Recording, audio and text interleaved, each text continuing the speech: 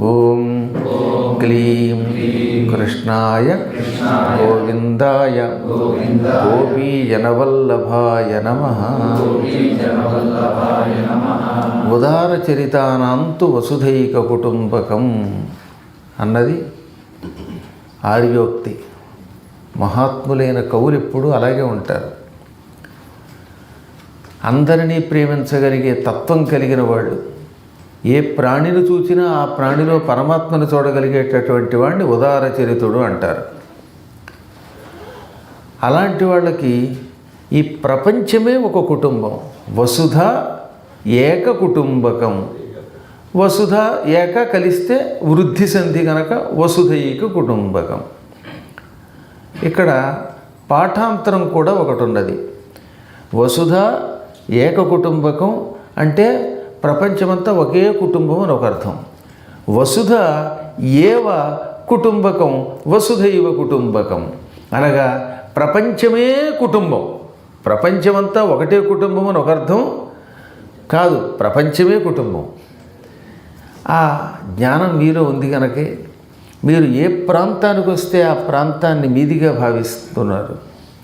ఆ ప్రాంత అభివృద్ధికి, దానితో పాటు మాతృభూమి యొక్క అభివృద్ధికి కూడా కృషి చేస్తున్నారు. ఈ ప్రేమతత్వం లేనప్పుడు ఒక వ్యక్తిని చూడగానే ద్వేషం కలుగుతుంది. ఆ ద్వేషం క్రమంగా ప్రమాదకరంగా మారుతుంది. విష్ణువు దగ్గర మనం నేర్చుకోవాల్సింది ఏంటంటే ఆయనే సృష్టి అంతా కూడా ఆయన ప్రాణులే కదా. ఈ సృష్టిలో ప్రతి ప్రాణి ఆయన నుంచి వచ్చినటువంటిదే. అందరూ బ్రహ్మగారి నుంచి వచ్చిన వాళ్ళే. అందువల్ల రాక్షసులలో ఉన్న క్రూరత్వము నడుస్తాడు తప్ప రాక్షసుని కాదు. రాక్షసుల మీద ద్వేషం లేదు, రాక్షసులలో ఉన్న క్రూరత్వం, వాళ్ళు ఇతరులను బతకనివ్వకుండా చేసే లక్షణాన్ని మాత్రమే నడుస్తూ ఉంటాడు. నిజంగా రాక్షసుల్ని అందరినీ చంపేస్తే ఇక సృష్టి ఉంది. బలిచక్రవర్తి రాక్షసుడు కదా, తీసుకెళ్ళి ఆయన పాతాళంలో పెట్టి 4 చేతులు ధరించి కాపలా కాస్తున్నాడు. ప్రహ్లాదుడు దానవుడు కాదా, ఎంతోమంది మహానుభావులు లేరా దానవులు.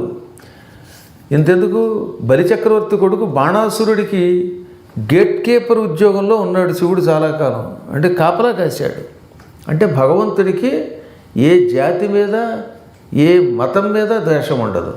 అందులో ఉండేవాడు చేసే పాపిష్టి పనుల వల్ల ఆ పాప పనులు చేసేవాడు ధ్వంసం చేస్తాడు. ఎప్పటికప్పుడు దేవతలు కూడా రాక్షసుల్ని జయించి వాళ్ళల్లో పాపాత్మల్ని చంపి తక్కిన వాడిని అదుపులో పెట్టేవారు. లేకపోతే చంపాలనుకుంటే ఎంతకాలం పడుతుంది వాళ్ళకి. దీన్ని బట్టి ఏం తెలుస్తుంది, ప్రపంచంలో ప్రతి ప్రాంతంలోనూ ప్రతి వ్యక్తిలోనూ ఏదో ఒక లోపం ఉంటుంది. ఆ లోపాన్ని అదుపులో పెట్టుకుని అందరినీ ప్రేమించగలిగితే ఈ జన్మలో మోక్షం పొందుతావు. ఇంకా ఎల్లకాలం చూసినా వాడు ఇలాంటి వాడు, వీడు ఇలాంటి వాడు, వాడితో ఎందుకు మాట్లాడాలి, వీడితో ఎందుకు చేయాలని రోజు కొట్టుకు తెచ్చిపోతే నీ శరీరం విష కషాయాల పొట్టయిపోతుంది, అశాంతి పాలవుతుంది. వాడికి తపస్సు ఏముంటుందండి? రాగద్వేషాలకు అతీతంగా ఉండాలి, ఎంతో కొంతైనా జయించాలి వాటిని. అలా జయించలేనప్పుడు ఈ మనిషి కాదు అన్నారు. వాడు పశువు కంటే హీనుడు వాడు. అందుకని మహాత్ములు ఎప్పుడు అలా ప్రేమిస్తారు. అలా ప్రేమించకపోతే ఇంద్రుడైన నాశనం అయిపోతాడు. దానికి ఉదాహరణే గోవర్ధన పర్వత ఘట్టం. ఒక్కసారి తన యజ్ఞం ఆపేస్తే ఆ మాత్రానికి కోపగించాలా? నన్ను పక్కన పెడతారా? ఈ గోపాల బాలుడొకడు రెచ్చగొడితే వాడి మాట విని పెరుగులు నేతులు తాగి కొవ్వి ఈ ఆభీరులంతా నేనంటే భయం లేకుండా గోవర్ధన పర్వతానికి పూజ చేస్తారా అని రెచ్చిపోయాడు ఇంద్రుడు. అంటే ఆయన దృష్టిలో గోవర్ధన పర్వతం పనికిమాలిన కొండ, దాని రెక్కలు నేను తగ్గొట్టాను కనుక అదొక బానిస, దానికి పూజ చేయటం ఏమిటి అని ఆగ్రహం కలిగింది. ఆగ్రహంతో ఏం చేశాడనమాట, విచక్షణ కోల్పోయాడు. కేవలం ఒక పిల్లవాడు ఏదైనా ఒకవేళ పొరపాటు చేశాడు అనుకుందాం, కాసేపు భగవంతుడు అనే విషయం పక్కన పెడదాం. కృష్ణుడు ఒక బాలుడు ఒక అపరాధం చేశాడు.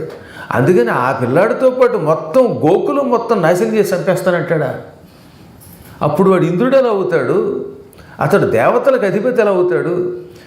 అపరాధం చేసిన వాడిని ఒక్కడిని శిక్షించడం, లేక వాడిని దారిలో పెట్టాలి. 7 ఏళ్ల బాలుడు, అప్పటికి 7 ఏళ్ల బాలుడు తెలుసో తెలియక అపరాధం చేశారు. ఇలాంటి పిల్లలు తెలియక గురువుగారు తొడ మీద కూర్చున్నారు అనుకోండి కారులోను, నా తొడ మీద కూర్చుంటావా అని పటపంట బాధతామా? వాళ్ళు మన పిల్లలు, మన అదృష్టం, మనకు అలాంటి వారసులు దొరికారు. నేనైతే అలాంటి పిల్లల్ని చూస్తే ముద్దు పెట్టుకుని ముచ్చట పడిపోతూ ఉంటాను. అమ్మాయి వీళ్ళ దగ్గర కూడా నేర్చుకోవాలనిపిస్తుంది నాకు.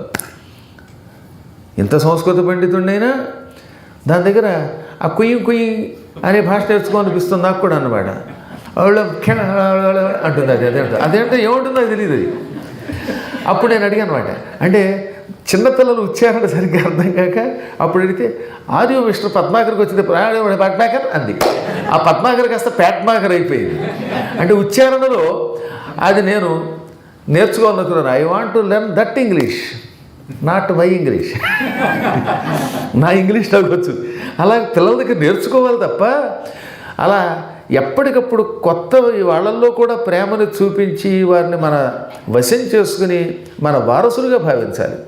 చిన్న చితక వాటికి ఆగ్రహించి వాళ్ళని చంపేస్తే అప్పుడు మనం రాక్షసుల కంటే హీనులం అయిపోతాం. అప్పుడు మనకి ఇతర మతాలకి తేడా ఉందండి. అప్పుడు మనకి ఆ పాపాత్ములకి పెద్ద తేడా ఉంది. నా మతంలోకి రాకపోతే వాళ్ళందరినీ చంపేయి అన్నాడు అనుకోండి, వాడు అంత దుర్మార్గుడు లేడు, ఇంకెవడు ఉంటాడు. ఇంద్రుడికి కూడా రజోగుణము వల్ల ఆ బుద్ధి వచ్చింది కాబట్టి దెబ్బతిన్నాడు. ఎప్పటికప్పుడు ఇంద్రుడికి పదవి పోవడానికి మూల కారణం అదే. ఆ ఆగ్రహంతో ఏం చేశాడు, మొత్తం గోకులం అంతా ఆకులం చేసేద్దామని మేఘాలను విడిచిపెట్టాడు. ఈ మేఘములు బయలుదేరాయి. వెంటనే చేతిలో ఉన్న వజ్రాయుధం పట పట జడిపించి మంత్రములతో కట్టివేసినటువంటి మేఘముల కట్టు విప్పగానే అవి టక్కన బయలుదేరాయి. పెద్ద వాయువుని వెంట పెట్టుకొచ్చాయి. మొత్తం నందుని మందంతా ఆవరించాయి. ఆ ప్రాంతాన్నంతటిని వాడు కష్టపడి కట్టుకున్న ఇళ్ల ప్రాంతం అంతా ఆక్రమించాయి. కేవలం నందుని యొక్క మంద దగ్గరికి మాత్రమే వచ్చేటి మేఘాలు. మళ్ళీ పక్కన లేదు వర్షం. ఒక్కోసారి చూడండి, ఆ మేసంలో కురుస్తుంది, పక్కనున్న హడ్సన్లో కూడా. అదేం మేఘం విచిత్రం. అలాగా ఆ ప్రాంతాన్ని ఆక్రమించింది. దబ్బ దబ్బ దబ్బ దబ్బ వర్షం కురవడం మొదలుపెట్టింది. ఏనుగులు తొండములతో విడిచిపెడుతూ ఉంటే ఎంత వేగముగా నీరు భూమికి వస్తుందో అలా వేగంగా రావడం మొదలుపెట్టింది. అక్కడ ఒక పదం రాశారు భాగవతంలో, బలిభంజన ద్వితీయ పాద పల్లవ భగ్రంబైన బ్రహ్మాండంబు చిల్లుల జల్లించి. పూర్వం బలిచక్రవర్తి 3 అడుగులు దానం ఇచ్చాడు పరమాత్మకి. అప్పుడు పరమాత్ముడు ఒక కాలుతో ఆకాశాన్ని, ఒక కాలుతో భూమిని ఆక్రమించాడు. అప్పుడు ఆయన కాలు చిగురుటాకులో ఉందిట. పాద పల్లవము అంటే ఆయన పాదం ఒక చిగురాకులో ఉంది. చిగురుటాకు లాంటి ఈ పాదంతో ఆకాశాన్ని తనితే ఏమైంది, ఆకాశం పగిలిపోయి ముక్కలైపోయిందిట. అందుకని బలిభంజన ద్వితీయ పాద పల్లవ భగ్నం పైన, 2వ పాదము చేత విరిగిపోయి ముక్కలైపోయిన ఆ బ్రహ్మాండం చిల్లులతో పైనుంచి కిందకి నీళ్లు గారిపోయాయి. ఒక ఆయన ఇల్లు ఉందండి, ఆ ఇంట్లో బాత్రూమ్ ఉందండి, ఆ బాత్రూంలో గొట్టం పగిలిందండి. అప్పుడు ఆ చిల్లుల్లోంచి ఏమొస్తుంది, నీరు కిందకి దవద పడుతుందా లేదా? అలా ఆకాశంట ఒక బాత్రూమ్ గొట్టంట, ఆ గొట్టం పగిలిందిట, అందులో నీళ్లు గారిపోయేట. ఏం ఊహ అసలు! అంటే వేగముగా నీరు కురుస్తూ ఉంటే అది ఎలా ఉందన్నమాట, ఆకాశం అనే ఒక పెద్ద తొట్టి పగిలిపోయి ఆ తొట్టిలో ఉన్న నీరంతా కింద పడిపోయినట్టుగా ఉందట. అందుకే అలాంటివి పిల్లలకి నేర్పించాలి. బలిభంజన అంటే బలిని అదుపులో పెట్టినవాడు ఎవరు? వామనుడు. ద్వితీయ పాద, 2వ పాదం అది పల్లవంలో ఉందిట. దాని చేత భగ్రం పైన పగిలిపోయిన బ్రహ్మాండంబు, ఆ బ్రహ్మాండము చిల్లుల జల్లించి, చిల్లుల్లోంచి కిందకి నీళ్లు ఏదో జల్లెల్లోంచి వచ్చినట్టుగా విడిచిపెడుతోందిట. అలా ఉంది అన్నారు. అందుకని ఆ వచనం చదవడమే కాకుండా ప్రతి పదమునకు పిల్లలకు అర్థం నేర్పితే అద్భుతమైన భాష. సంస్కృతం తెలుగు 2 వస్తాయన్నమాట. అందులో చిల్లు ఒక్కటే తెలుగు, మిగతా అంతా సంస్కృతమే. బలిభంజన, ద్వితీయ పాద పల్లవ, భగ్న ఇదంతా సంస్కృతం. అయినా ఒకటే తెలుగు, పక్కన తెలుగు చేర్చారు. అలాగే బ్రహ్మాండం మళ్ళీ అది అంతే సంస్కృతమే. చిల్లులు జల్లించు ఈ 2 మళ్ళీ తెలుగు అనమాట. అలాంటి వచనాలు నేను నెక్స్ట్ వచ్చేసరికి ఎంతో కొంత పిల్లలు నేర్చుకోవాలి. ఇట్లు జంభవైరి సంరంభంబున దంభోళి తెలిపించి బెంకంబున శంకింపక కెంకతోడ సంఖ్యల నూడిపించిన మహానిల ప్రేరితంబులై నందుని మంద మీద అమోఘంబులైన మేఘంబులు మహౌఘంబులై ప్రచండగతించండమండలంబు గప్పి దివి నిండి దిశలావరించి రోదోంతరాళంబు నిరంతర నీరంతర నిబిడాంధకార బంధురంబుగా బలివంజన ద్వితీయ పాద పల్లవ భగ్రంబైన బ్రహ్మాండంబు చిల్లుల జల్లించి త్వరగు బహిస్సముద్ర సలిల ధారల నిర్జనంబుల ఒడువున ఎడతెగక త్వరంబులైన నీరధారలు కురియుచు శిలల వర్షించుచు విలయకాల విద్యుల్లత విలోకనంబున రెమ్మలుగొని సొమ్మలు ఓవుతున్న లేగలును లేగల మూతులకు నడ్డంబులిడి ప్రళయకాల భైరవ భేరీ భాంకార హుంకారాది శబ్దంబుల చెవులు డిందుబడి వంకరబడి ఇట్టట్టుసని తడబడి బుడబుడారుకారంబులై బుగులు బుగుళ్ళను చప్పుళ్ళు ఎగరయ్య వృద్ధాదులు నందాది ప్రముఖులు పుండరీకాక్షుంజేరి రక్షరక్షేతి శబ్దంబులు చేయుచున్న సమయంబున అన్నారు. ఈ విధంగా ఇంద్రుడు ఒక్కసారి అలా చేతిలో ఉన్నటువంటి వజ్రాయుధం జడిపించాడు, సంఖ్యలు విడిచిపెట్టాడు. వెంటనే మేఘాలు వచ్చాయి, నందుని మందంతా ఆవరించాయి. పైన బ్రహ్మాండాన్ని పగలగొట్టుకుని అందులోంచి బయటికి నీరు వస్తున్నట్టుగా వచ్చింది. పెద్ద పెద్ద ధారలు పడ్డాయి, పిడుగులు పడ్డాయి, వడగళ్ళు పడ్డాయి. దానితో మొత్తం అమోఘమైన నందుని మందటది. అంటే మాట వరసకు కూడా నందుడున్న ఆ పల్లెని మంద అంటే ఒక పల్లె అనమాట. అడవుల్లో ఉండే పల్లెని మంద అంటారు. ఆ ప్రాంతాన్ని ఈ ప్రపంచంలో ఏ శక్తి కదిలించలేదు. కారణం కృష్ణుడు దాని దగ్గరుండి నిర్మాణం చేయించటం వల్ల. అటువంటి దాని మీద కూడా భయంకరమైన మేఘములు వర్షం కురిపిస్తూ ఉంటే ఆకాశం నుంచి కురుస్తున్న ఆ తోరమైన నీరధారల వల్ల, ఎడతెరపి లేకుండా పడుతున్న వర్షం వల్ల రాళ్ళు పగిలిపోయాయి, భూమి అంతా ఏకమైపోయింది. ఒక మహార్ణవము అన్నారు, సముద్రం అయిపోయింది అది. ఇళ్ళు పడిపోయాయి. ఆ శాలలో తాటాకు పాకలో గొడ్లపాకలన్నీ కూలిపోయాయి. ఏది గొయ్యో, ఏది నుయ్యో, ఏది గొట్టో, ఏది మెట్టో తెలియకుండా అయిపోయింది. అంతా ఒక సమతలం అయిపోయింది అన్నారు. దాంతోపాటు మొత్తం కొంపలన్నీ కొట్టుకుపోవడం మొదలుపెట్టాయి. మహాప్రవాహంలో పశువులు దూడలు కొట్టుకుపోతూ ఉంటే ఆ లేగలు అంబా అంబా నరుస్తూ ఉంటే ఆ లేగలు మూతులు నక్కుంటూ తల్లులు జాగ్రత్తగా వాటిని కాపాడడానికి ప్రయత్నించాయి. ఆ తల్లులు పొదుగులు కూడా పగిలిపోతున్నాయి, కర్మ కొమ్ములు విరిగిపోతున్నాయి, గందరగోళం అయిపోయింది. కళ్ళు తెరుస్తూ ఉంటే కుదరకుండా కళ్ళలోకి నీళ్ళు వెళ్ళిపోతున్నాయి. అసలే ఇళ్ళు లేవు, ఇళ్ళు కూలిపోయాయి. అందరూ బయట ఉన్నారు. ఆ బయట ఉన్న సమయంలో ఒకళ్ళొకళ్ళు చూద్దామంటే ఈ నీళ్ళు ఎలా పడిపోయి కళ్ళల్లో గడిపోతూ ఉండడం వల్ల కనీసం తోసుకోవడానికి లేకుండా ఉందట. మన వాళ్ళు స్టైల్గా తోటి దిక్కుమాల చుట్టూ ఇలా తోసుకోవడం ఉన్న 4 గంటగులను అలాగా తోసుకోవడానికి కూడా వీలు లేకుండా కళ్ళల్లోకి నీళ్ళు వచ్చి పడిపోతున్నాయట. ఇంత బీభత్సం అయిపోయింది. ఆ మహాసముద్రాన్ని చూసి వణికిపోతూ ఉంటే ఆ సమయంలో పాపం బాలెంతరాళ్ళు ఉన్నారు. ఈ బాలెంతరాళ్ళు పిల్లల్ని కాపాడుకోవడానికి కొంగులు కప్పి జాగ్రత్తగా దాస్తూ ఉంటే ఆ గందరగోళంలో వాడికి ఆకలేసి వాడి స్తనం రొట్టె పెట్టుకుని పటాపట పాలు తాగడానికి వాళ్ళు ప్రయత్నిస్తున్నారట, సందట్లో సడేమి అని. అప్పుడు ముసలాళ్ళు ముక్కాళ్ళు తట్టుకోలేక వృద్ధులంతా కూడా రక్ష రక్ష పుండరీకాక్ష అని పుండరీకాక్షుడి దగ్గరికి వచ్చేసారు. అతి కష్టం మీద ఎలా వచ్చారో మరి ఆయన అనుగ్రహం వల్ల అందరూ ఆయన చుట్టుముట్టారు. అక్కట వానదోగి వ్రజమాకులమయ్య గదయ్య కృష్ణ, నీవెక్కడ నుంటివి ఇంత తడవేల సహించితివి, నీ పదాబ్జముల్ దిక్కుగనున్న మమ్ము. స్వామి, భయంకరమైన తుఫానుతో ఈ నందగోకులం అంతా ఆకులం అయిపోయింది. మేమంతా గజగజలాడిపోతున్నాం. ఇళ్ళు పోయాయి, శాలలు పోయాయి, అందరం చావడానికి సిద్ధంగా ఉన్నాం. ఇంత కష్టంలో ఉంటే టక్కునొచ్చి మమ్మల్ని రక్షించకుండా ఎక్కడున్నావు? నీ పాదములే దిక్కు అని నమ్ముకున్న మమ్మల్ని ఎలా విడిచిపెట్టావు? మాకు తెలుసు ఈ తుఫాన్ ఎందుకు వస్తుందో. ఇంద్రయాగం చేసే మమ్మల్ని నువ్వు చెయ్యొద్దని ఆపావు. గోవర్ధన పర్వతాన్ని పూజించమన్నావు. నీ మాట విని పర్వత పూజ చేస్తే పర్వతాలకి విరోధి అయిన ఇంద్రుడు మమ్మల్ని చంపడానికి సిద్ధపడ్డాడు. లేకపోతే ఇటువంటి తుఫాను వస్తుందా?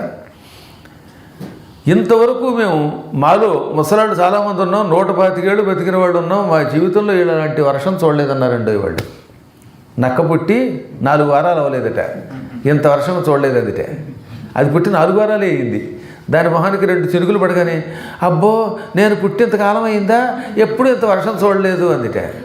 అలా 4 వారాలు అయితే పోనీ ఇలాంటి వర్షం చూడలేదనొచ్చు. మాలో 125 సంవత్సరాల వయస్సు ఉన్నవాళ్ళు ఉన్నారు. ఉపనందుడు అనేవాడు అప్పటికి 132 ఏళ్ళు ఉన్నవాడు. వాడు అలాంటి వాళ్ళు చాలా వర్షాలు, ఎన్ని తుఫాను చూసుంటారు. అందుకని వాళ్ళు ఏమన్నమాట, ఈ యురుములు, ఈ మెరుపులు, ఈ అశని విఘోషణములు, ఈ జలధారల్ నీయాన తొల్లి ఎరుగము కూయాలిం పంగదయ్య గుణరత్న నిధి. ఈ ఉరుములు కానీ, ఈ మెరుపు తీగలు కానీ, ఈ పిడుగుపాట్లు కానీ, ఈ జలధారలు భయంకరంగా పైనుంచి దబదబా పడుతున్న నీళ్లు కానీ మేము ఇంతవరకు ఎప్పుడు ఎరగము. నీ మీద ఒట్టు అన్నారు. పైగా నీయాన, నీ మీద ఒట్టు, తొల్లి ఎరుగము, ఇది వరకు మేము ఎరగం, చూడలేదు. ఏం చేస్తావో తెలియదు, మమ్మల్ని కాపాడు. కూయ అలింపంగదయ్య, మా మొర విను అన్నారు. పైగా గుణరత్న నిధి, మంచి గుణములనే రత్నములకు నిధి నువ్వు. పేరుకి సముద్రానికి రత్నాకరమని పేరు, అందులో రత్నాలు లేవు, ఎంతసేపు తుమ్ములు దగ్గులు తప్ప. కానీ అసలైన రత్నాలకి నిధివి నీవు, గుణరత్న నిధివి. అందువల్ల నిన్ను కోరుతున్నావు, రక్షించమనగానే స్వామివారు జారిపడ్డాడు. ఈ గోకులం మీద కక్ష కట్టడానికి మూల కారణం నేను. తన యజ్ఞం చెయ్యలేదని, ఆపేశానని నా మీద కక్ష కట్టి ఈ గోపాలకుల్ని నాశనం చేయాలనుకుంటున్న ఇంద్రుడికి కనువిప్పు కలగజేద్దాం. ఉఫ్ఫంటే కింద పడి చచ్చిపోతాడు వాడు. వాడిని చంపడం కాదుగా, పాపం ఏదో వాడు నా భక్తుడే కానీ మధ్యలో అజ్ఞానంలో రజోగుణంలో పడ్డాడు. కాబట్టి అతన్ని తిట్టకుండా కొట్టకుండా అతనికి గుణపాఠం నేర్పాలి అనుకుని టక్కన ఏం చేశాడనమాట, ఈ జనాలందరినీ తన మహాశక్తితో కన్ను మూసి తెరిచేలోపు గోవర్ధన పర్వతం దగ్గరికి తీసుకొచ్చాడు. కేవలం కన్ను మూసి తెరిచేలోపు గోవర్ధన పర్వతం దగ్గరికి వచ్చి టక్కన కుడి చేత్తో పైకెత్తాడు, ఎడం చేత్తో ఎత్తలేదు. సినిమాల్ని నమ్మకండి, పాటలో ఉంటుందిలేండి. సముద్రాల వారు ప్రేమగా రాశారు, గోవర్ధనగిరి గోటిని నిలిపారు, గోటి మీద నిలప చేత్తో ఎత్తాడు ఆయన. అయినా పాట కాబట్టి అలా చదువుతున్నాం. ఇప్పుడు ఈ ఆవుకు పైకెత్తినట్టుగా నేను ఇలాగ కుడి చేత్తో పైకెత్తాడు అనమాట, సర్వర్ గారు ప్లేట్ ఎత్తినట్టుగా. ఒకసారి కాదు 3 సార్లు రాశారన్నమాట. కిరియయి ధర ఎత్తిన హరి కరి సరసిజ ముకుళమెత్తుగతి త్రిభువన శంకర కరుడై గోవర్ధనగిరి ఎత్తెన్ చక్క ఒక్క కేలన్ లేలన్. పూర్వం కిరియై వరాహ రూపం ఎత్తి, ధర ఎత్తిన హరి మొత్తం భూమినే పైకెత్తాడు. వరాహ రూపంలో కోరల మీద భూమిని నిలబెట్టిన వాణ్ణి, అటువంటిది భూమి మీద ఉన్న ఒక కొండ ఎత్తలేనా? భూమికి ఎంతో శక్తి ఉన్నది, ఆ భూమి మీద ఉన్న కొండ ఎంత దాని బతుక్కి, అందుకని కొండని భూధరము అంటారు. అలాంటి కొండని నేను చాలా అవలీలగా ఎత్తుతానని లోకానికి చెప్పడానికి ఒక పెద్ద ఏనుగు తామర తూడు ఎత్తినట్లుగా, అది కూడా పెద్ద తామర పువ్వు కదట, సరసిజ ముకుళం అంటే తామర మొగ్గ, తామర మొగ్గ ఎత్తినంత తేలికగా. ఒకసారి పోలిక చూడండి, ఏనుగుటది 60 ఏళ్ళు కలిగిన ఏనుగుని మదపుటి ఏనుగు అంటారు. మదించిన బలమైన ఏనుగు తామర మొగ్గని తొండంతో ఎత్తడం దానికి ఏమైనా కష్టమా? ఒక మదించిన ఏనుగు తామర మొగ్గ ఎత్తినంత తేలికగా పరమాత్ముడు గోవర్ధన పర్వతాన్ని ఎత్తాడు. చక్కన్ హాయిగా ఎత్తాడు, వాడు ఏ కష్టమో లేకుండా. ఒక్క కేలన్, ఒక చేత్తో ఎత్తాడు. ఏ చేత్తో ఎత్తాడు? వలకేల దాల్చి కుడి చేత్తో ఎత్తాడు అన్నారు. మళ్ళీ ఎడం చేయలేదు. వల అంటే కుడి, డాపల అంటే ఎడం అన్నమాట. వలపల డాపల. పూర్వం ఈ పదాలు నేర్పేవారు చక్కగా. దక్షిణ హస్తం వామహస్తం. ఆ దక్షిణ శబ్దం తెలుగులో వలపల అవుతుంది, వామహస్తం డాపల అవుతుంది అన్నమాట. ఇలా పైకెత్తి గోపాలకులారా, గోవులారా, దూడలారా, స్త్రీలారా, పురుషులారా, పిల్లలారా, ఈ కొండని కుడి చేత్తో అలా పైకి పెకలించగానే కింద గొయ్యి ఏర్పడింది. ఆ గర్తలో ఉండండి, ఆ గుంటలో ఉండండి. నేను ఈ కొండ ఇలా పట్టుకుంటాను, హాయిగా కింద కూర్చుంటే ఒక్క చిరుకు కూడా మీ మీద పడదు, మీరు కురుకెయ్యొచ్చు. ఎలాగో కొంతమంది కూర్చుని పురాణం వింటూ నిద్రపోతారు, ఆ నిద్రపోయేదేదో కొండ కింద కూర్చొని నిద్రపోండి అనగానే ఒక్కడూ రాడు లోపలికి. కొండెత్తి అందులో కూర్చోండిరా రక్షిస్తానంటే వర్షంలో ఉంటున్నారు తప్ప ఒక్కళ్ళు రావట్లేదు అట్లా లోపలికి. ఎందుకని భయం వేసింది. ఆయన చూస్తే బాలుడు, 7 ఏళ్ల బాలుడు కొండని పైకెత్తి గుంటలో ఉండమంటున్నాడు. కంగారులో మన మీద పారేస్తే అందరం సమాధి అయిపోతాం, పచ్చడైపోతాం. బయట ఉంటే నాకు దెబ్బలు తింటామేమో కానీ కింద ఉంటే మొత్తం పోతామేమో అని భయం కలిగింది. అందుకని కిందకి రావడానికి జంకారు. కృష్ణుడికి అర్థమైపోయింది. అందుకని ఏమన్నాడు, బాలుండీతడు కొండ దొడ్డది మహాభారంబు శైర్యంపగా చాలండోయని దీని క్రింద నిలువన్ శంకింపగా బోలదు.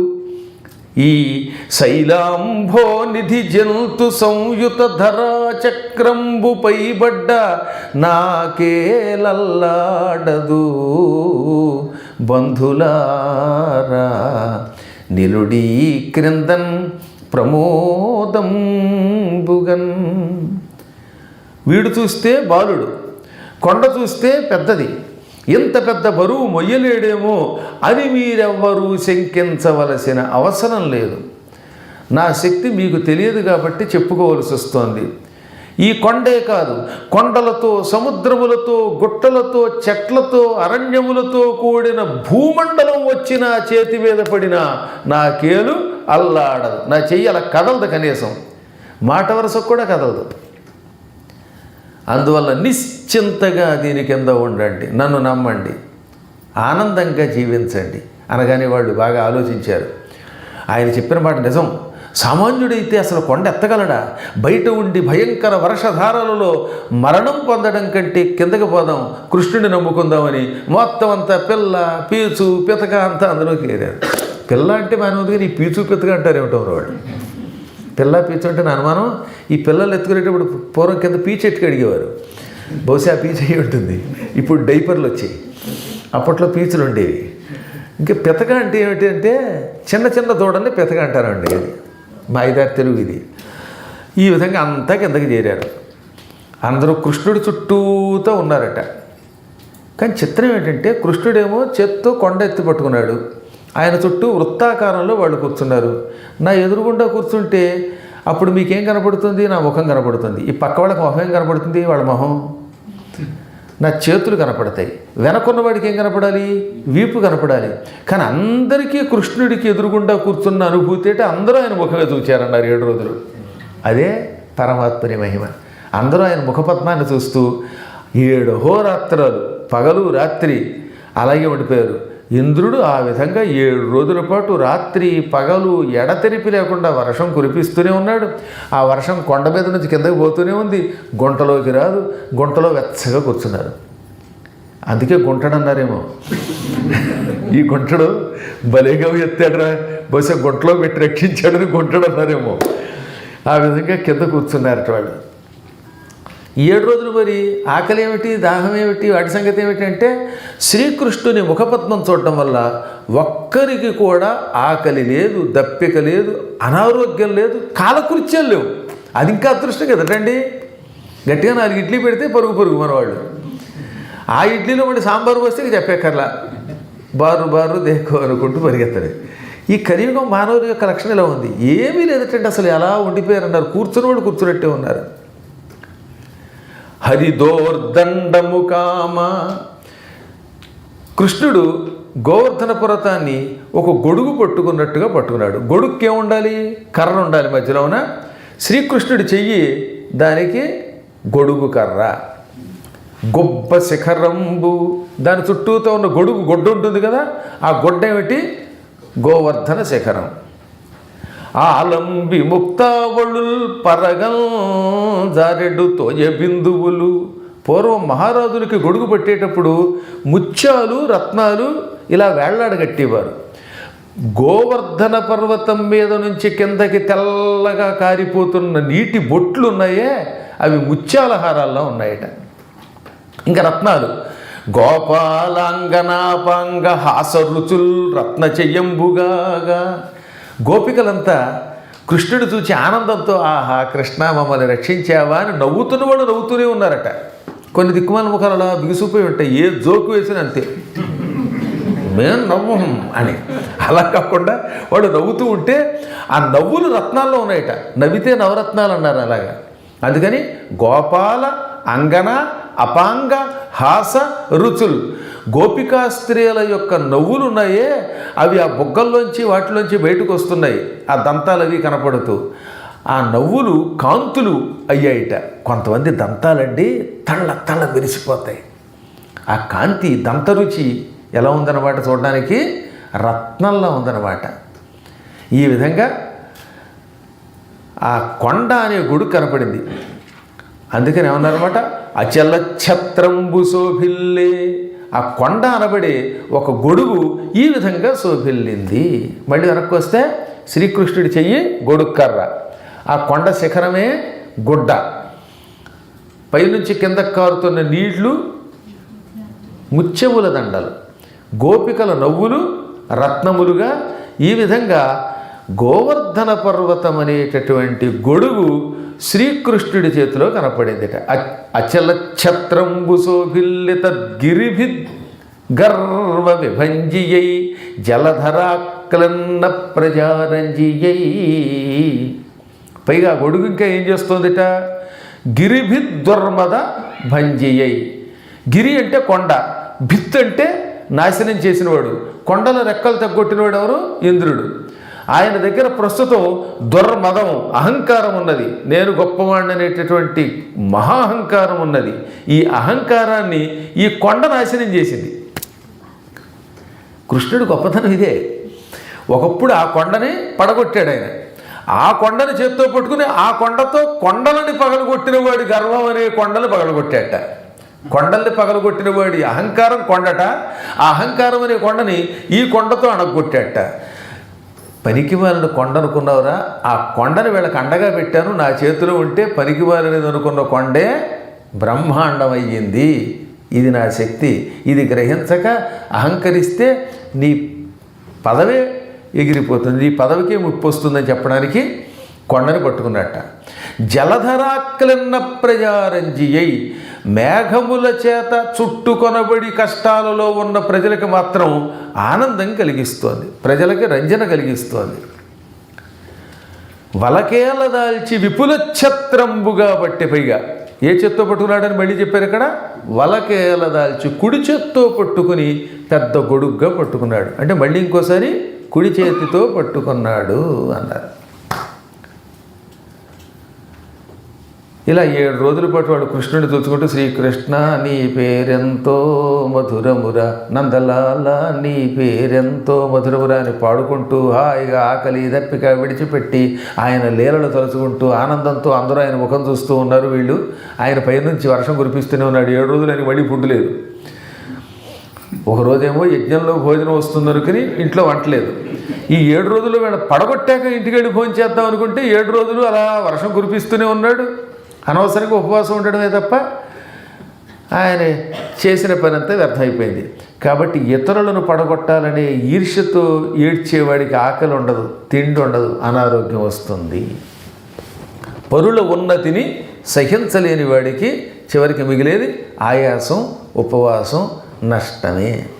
చివరికి విసిగెత్తిపోయి ఎంత వర్షం కురిపించినా చివరికి ఉన్న వర్షం అంతా పోయేటట్టుంది, నిలవ వెళ్ళిపోతుంది, నిలవన నీరంతాను అని కృష్ణుని చరిత్రమునకు చిత్రంతో నవ్వుకుంటూ వెళ్ళిపోయాడు. చివరికి వెళ్ళగానే అప్పుడు నారదుడు వచ్చి, నీకు బుద్ధి ఉందా, ఆ పరమాత్ముడు మిమ్మల్ని రక్షించడానికి అవతరించాడు. కృష్ణ, మేమంతా భయంకరులైన రాక్షసుల వల్ల పీడింపబడుతున్నాం, భూలోకమంతా అట్టుడిగిపోతోంది, భయంకరులైన రాక్షసులు నరకాసురాదులు మమ్మల్ని హింసిస్తున్నారు, వాళ్ళని చంపి దుష్ట శిక్షణ చెయ్యి, శిష్ట రక్షణ చెయ్యి అని మీరంతా వెళ్ళి కాళ్ళ మీద పడితే పరమాత్ముడు కృష్ణుడిగా అవతరించాడు. అటువంటి పరమాత్ముడిని గుర్తించక ఆయనని నాశనం చేయడానికి వర్షం కురిపిస్తావా?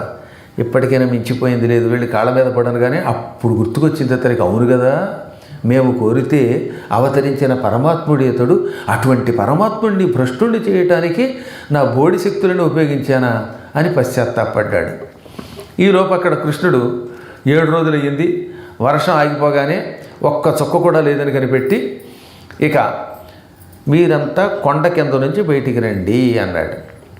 ఉడిగినది వాన, వరద తగ్గింది, భూమి ఎండింది, ఇంకా ఎక్కడ ఏ విధమైన ఇబ్బంది లేదు. హాయిగా కొండ అడుగు నుంచి బయటికి రండి. ఇళ్ళు పోయాయని బెంగ పెట్టుకోకండి. మీ అందరి ఇళ్ళు నా ప్రభావంతో మళ్ళీ యథాతథంగా ఉంటాయి అని అలా చూడటంతో మొత్తం గోకులం అంతా పూర్వం కంటే వైభవంగా యథాప్రకారంగా వచ్చేసింది. ఇప్పుడు ఏమన్నాడు, మీరంతా ఇక్కడ నుంచి అంత దూరం నడిచి వెళ్ళడం కష్టం, 7 రోజులు ఇక్కడ ఉన్నారు కదా, అందువల్ల కళ్ళు మూసి గోవింద అనండి అనగానే అంతా కళ్ళు మూశారు. గోవింద అన్నారు. కళ్ళు తెరిచి చూస్తే ఎవరింట్లో వాళ్ళు ఉన్నారు. విమానం ఎక్కక్కర్లేదు, లగేజీలు ప్యాకేజీలు ఎక్కర్లేదు, దిక్కుమాలిన కక్కుర్తి ఫ్లైట్లేమో ఒక్కొక్క బ్యాగ్కి మళ్ళీ ఎక్స్ట్రా డబ్బులు కట్టించుకోవాల్సిన అవసరమూ లేదు. ఎవరి సామాన్తో వాళ్ళు వెళ్ళిపోయి అందులో జరిపారట. అయితే ఇందులో ఒకడున్నాడు, ఓ దొంగపీనుగా, కృష్ణుడి మీద నమ్మకుండా ఉన్నవాడు. పూర్తిగా భక్తి ఉందంటే లేదు, అలాగని భక్తి లేకుండానూ లేదు. అందరినీ కళ్ళు మూసుకోమంటున్నాడు కదా కృష్ణుడు. ఆ తర్వాత గోవింద అనమన్నాడు కదా, ఈ కళ్ళు మూసుకుంటే ఏం జరుగుతుంది అని ఇలా దొంగ చూపులు చూశాడు వాడొక్కడు ఆగిపోయాడు కింద. ఈ కళ్ళు మూసుకుని గోవింద అన్న వాళ్ళంతా ఇళ్ళకి చేరారు, వీడొక్కడు కొండ కింద ఉండిపోయాడు. కృష్ణుడు మాయమైపోయాడు అక్కడ. అక్కడి నుంచి 12 మైళ్ళు నడుచుకుంటూ వచ్చేసరికి మాడిపోయాడు మొత్తం. అందులో ఈ 7 రోజులు అంటే కృష్ణుడి ముఖం చూడటం వల్ల ఆకలి లేదు. ఇప్పుడు ఒక్కసారి కృష్ణుడు మాయమైపోగానే 7 రోజులు ఆకలి కొట్టుకుంది. ఈ 7 రోజులు ఉపవాసాయాసం పట్టుకుంది. దాంతో ఏడ్చుకుంటూ ఇంటికి వచ్చి, కృష్ణ ఇదేమో శిక్ష అంటే, అందుకే గురువుగారి మాట వినాలి. గురువుగారు ఏదైనా చెప్పినప్పుడు చెయ్యాలంతే. కంకణం కట్టుకుంటే కట్టుకోవడమే, తినమంటే తినడమే, లేకపోతే మాట్లాడుకోరుకోవడమే. నేను కళ్ళు మూసుకుంటారా ఇంటికి చేరుస్తానంటే నన్నే అనుమానించి ఇలా దొంగ చూపులు చూసావుగా, అందుకే ఈ శిక్ష అన్నట్ట. 3 రోజులు పట్టింది వాడికి కాళ్ళు నొప్పులు తగ్గడానికి. నువ్వుల నూనె రాయించుకుని అదేదో కాపడం పెట్టించుకుని మసాజ్ చేయించుకుంటే కానీ వీడు మళ్ళీ ఆ బొలీజ్ వెళ్ళిపోయాడు. ఆ విధంగా కృష్ణ పరమాత్మని మహిమ ఇలాంటి వాళ్ళ వల్ల ఇంకొంచెం బాగా బయటకు వచ్చింది అనమాట. వాళ్ళు కనిపెట్టారు అప్పుడు ఆయన చెప్పిన మాట వింటే సుఖంగా ఉంటామని. అప్పుడు నందుడి దగ్గరకు వచ్చి మొత్తం గోపాలకులు ఏమన్నారు, నంద మేము ఎంత అదృష్టవంతులం, నువ్వెంత భాగ్యవంతుడివి, మాకు ఉన్నారు పిల్లలు, ఎందుకు పేరుకి పిల్లలంటే పిల్లలు, జలాలంటే జలాలు, వాళ్ళ వల్ల ఏం ఉపయోగం ఉన్నది. కానీ నీ కుమారుడు కళ్ళు తెరవని పసివాడయ్యుండి పూతనా సంహారం చేశాడు, సుడిగాలిని కింద పారవేశాడు, తృణావర్తుడనే పేరు కలిగిన రాక్షసుడు సుడిగాలి రూపంలో వస్తే చంపి పారవేశాడు, బండిని బాలుడై దండిపాదంతో తన్ని కింద పడగొట్టి ముక్కలు చేశాడు, శకటాసురుణ్ణి ఆ విధంగా భంజించాడు, చెట్లు కూల్చాడు, తల్లికి లోకాలు నోట్లో చూపించాడు, కాళీయ మర్దనం వంటి ఎన్నో ఘనకార్యాలు చేశాడు. 7 ఏండ్ల బాలుడెక్కడ క్రీడల్ కరి తమ్మి ఎత్తు క్రియ ఎందరముంచోడ ఎత్తుటెక్కడ వేడుక ఒక చేత నేడు వెరగవుగాదే. 7 ఏళ్ల బాలుడేమిటి, ఎంతమంది చూస్తూ ఉండగా ఏనుగు తామర పువ్వెత్తినంత తేలికగా ఒక చేతితో గోవర్ధన పర్వతం ఎత్తడం ఏంటి, వేడుక ఒక చేత, పైగా వేడుకగాట అంటే హాస్యం ఆడుతున్నట్టుగా ఒక లీలగా ఒక చేతితో కొండెత్తడం ఏమిటి, ఇది ఆశ్చర్యం కదా. ఓ నంద గోపవల్లభ నీ నందనుడాచరించు నేర్పరితనముల్ మానవులకు శక్యంబులే, మానవ మాతృండే నీ కుమారుడు చెప్పుమా.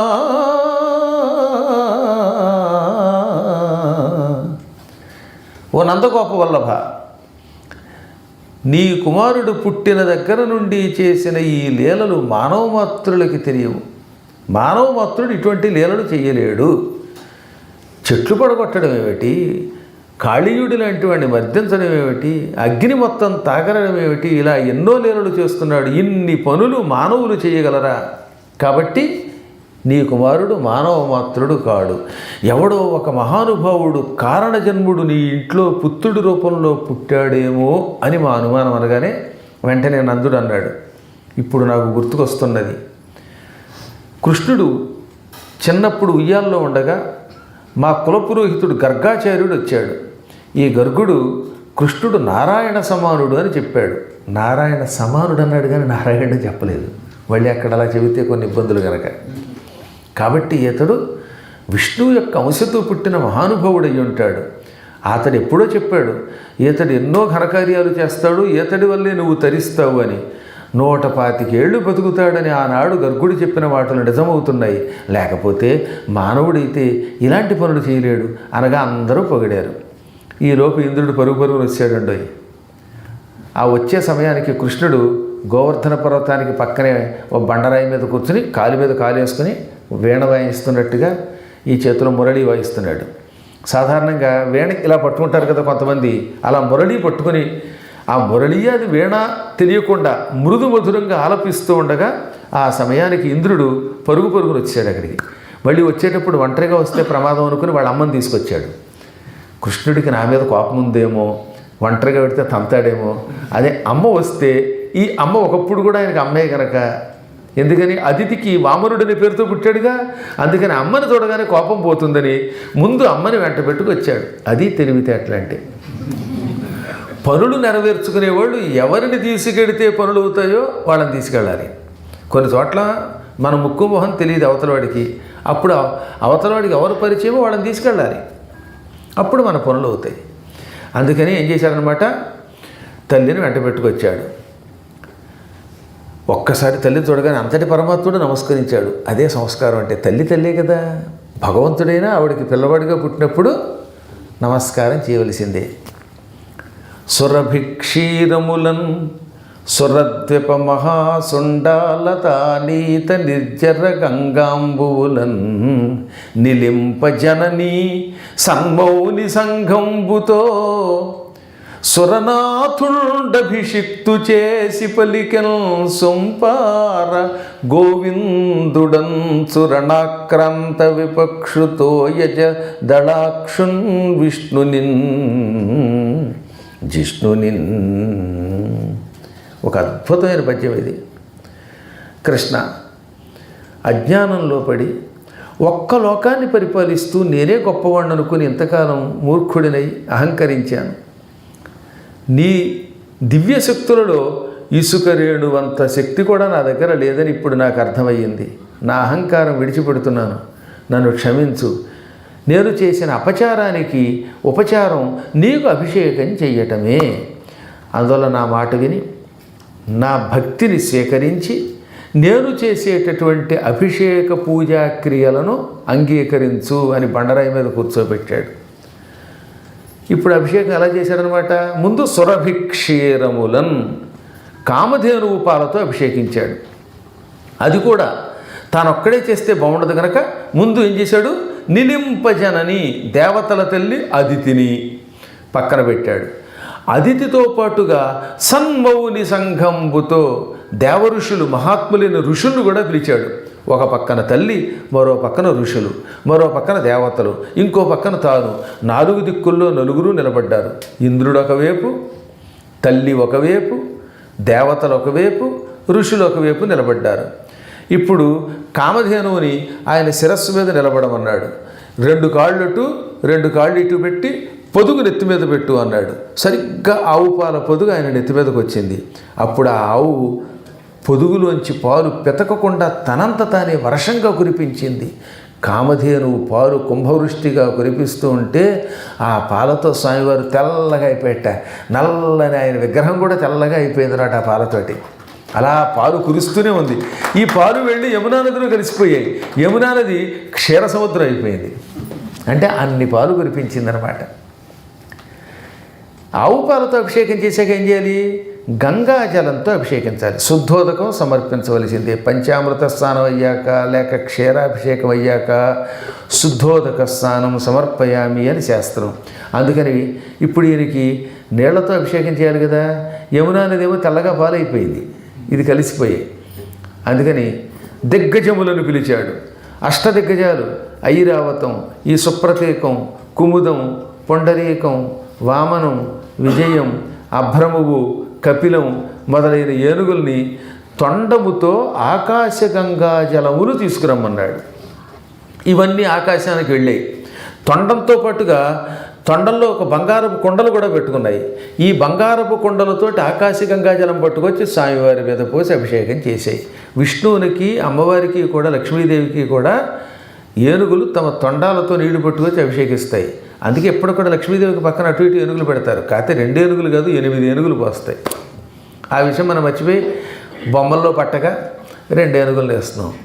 అందుకని దిగ్గస్తిభి కనక కుంభముఖావసృష్ట స్వర్వాహిని విమల చారు జలప్లుతాంగీం ప్రాతర్నమామి జగతాం జననీమశేషలోకాధినాథ గృహిణీం అమృతాబ్ధిపుత్రీం అని ఆదిశంకరాచార్యులు వారు కనకధార స్తోత్రంలో రాశారు.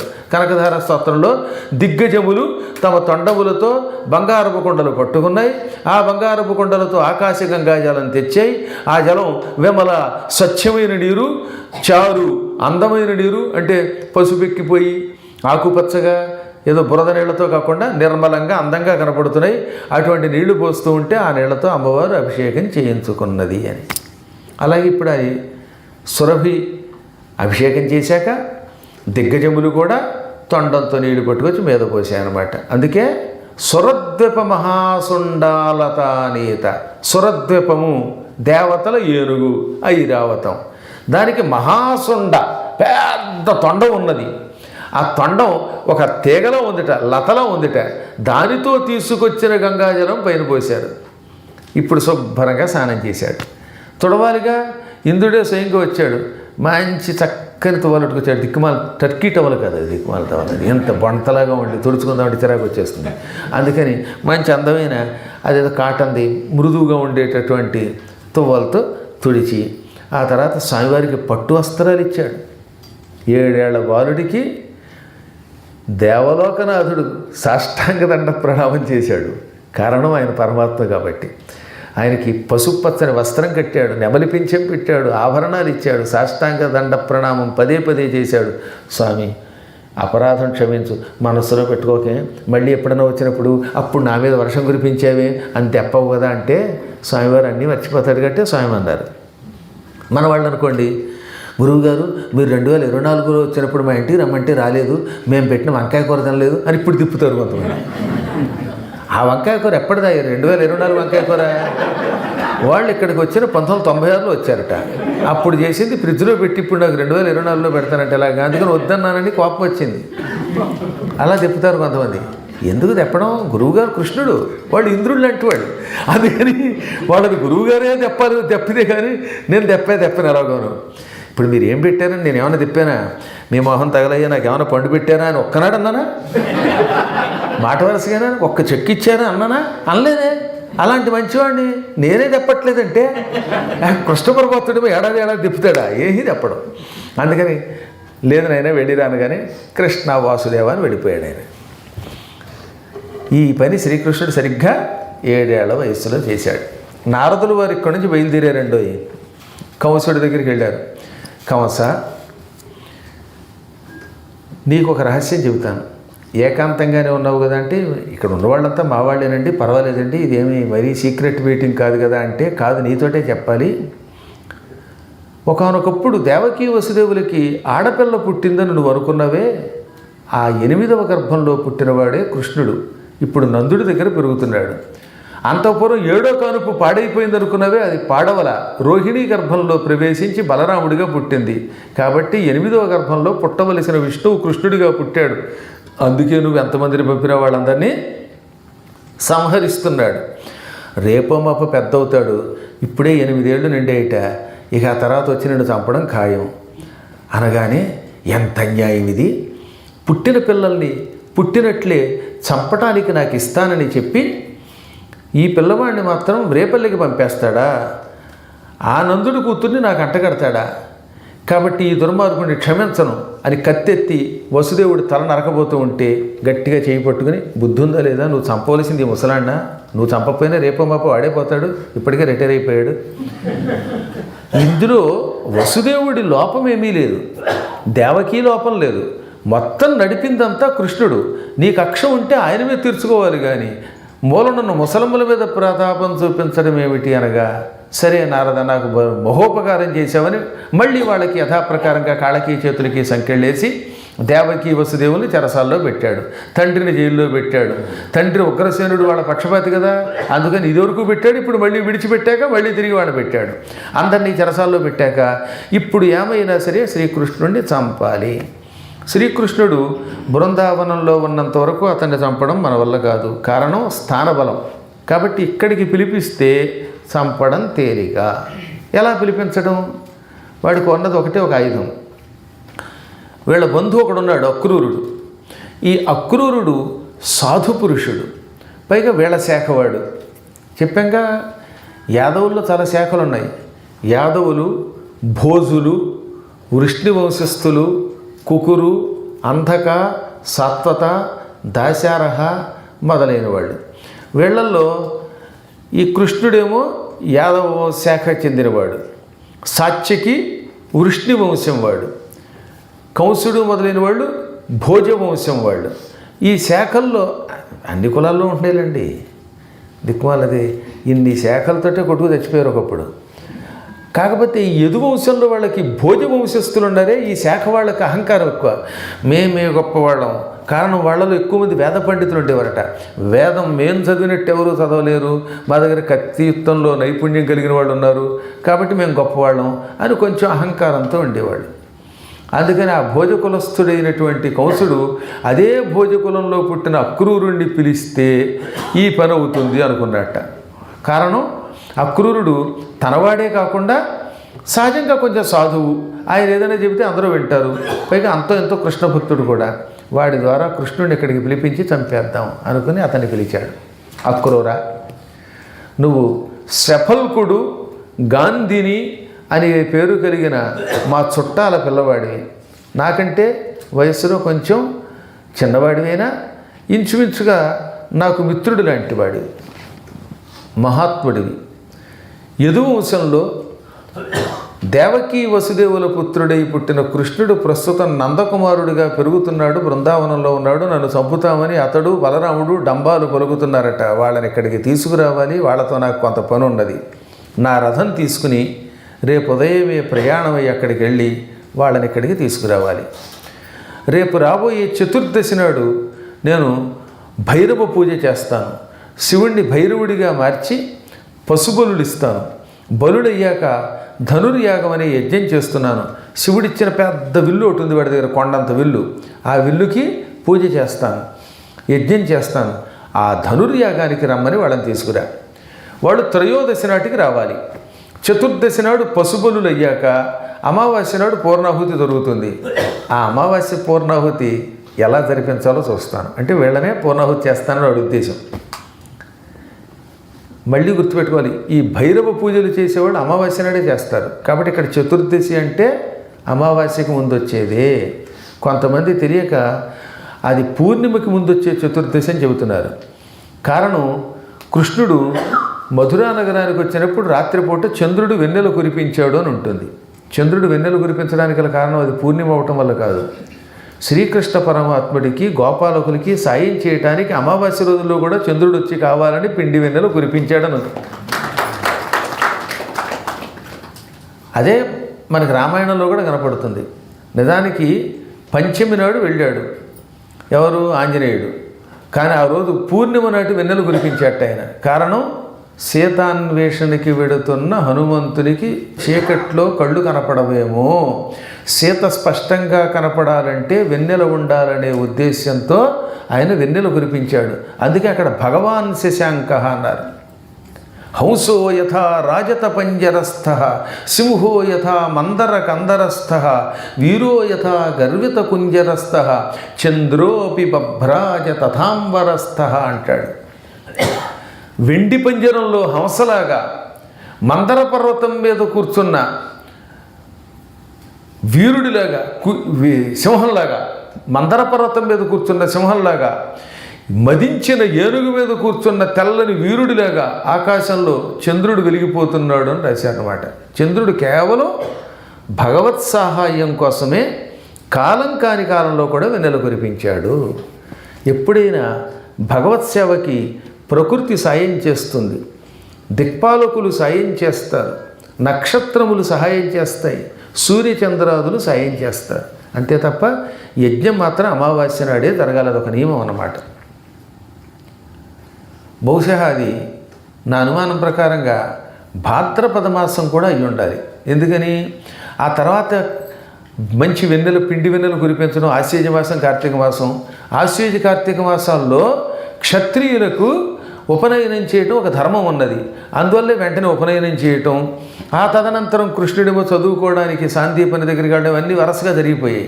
కాబట్టి అది భాద్రపదం అయి ఉండాలి 3 వంతులని పెద్దలు అంటారు కొందరు. ఆనాటి కాలాన్ని మనం నిర్ణయించడం కష్టం అనుకోండి. మొత్తం మీద ఏమైతేనే ఈ చతుర్దశి బలులు చూడాలంటే వాళ్ళు త్రయోదశికి ఇక్కడ ఉండాలి, లేదా ద్వాదశి నాడు తీసుకొచ్చినా నాకు అభ్యంతరం లేదు, నువ్వు వెళ్ళు అనగా నువ్వు చెప్పినట్టే చేస్తాను, బలరామకృష్ణుల్ని నీ రథంలోనే ఇక్కడికి తీసుకొస్తాను అని వెళ్ళిపోయాడు ఆయన. ఇంకా వాళ్ళు రావడం ఖాయం. వచ్చి రాగానే వాళ్ళని చంపాలంటే ఎలాగా? వాడు చాలా ప్రణాళికలు వేశాడు. ముందుగా అందరూ చూడడానికి ఒక కుస్తీ పట్ల కార్యక్రమం ఏర్పాటు చేద్దాం. ఆ కుస్తీ పట్ల కార్యక్రమం గోదాలో జరుగుతుంది. గోదా అంటే ఇంగ్లీష్లో స్టేడియం అన్నమాట. ఇప్పుడు ఈ క్రికెట్ స్టేడియం చూశారు కదా, గుండ్రంగా ఉంటుంది వృత్తాకారంలో, అలా మెట్లుగా ఉంటాయి. దాని మీద ప్రజలు కూర్చుంటారు.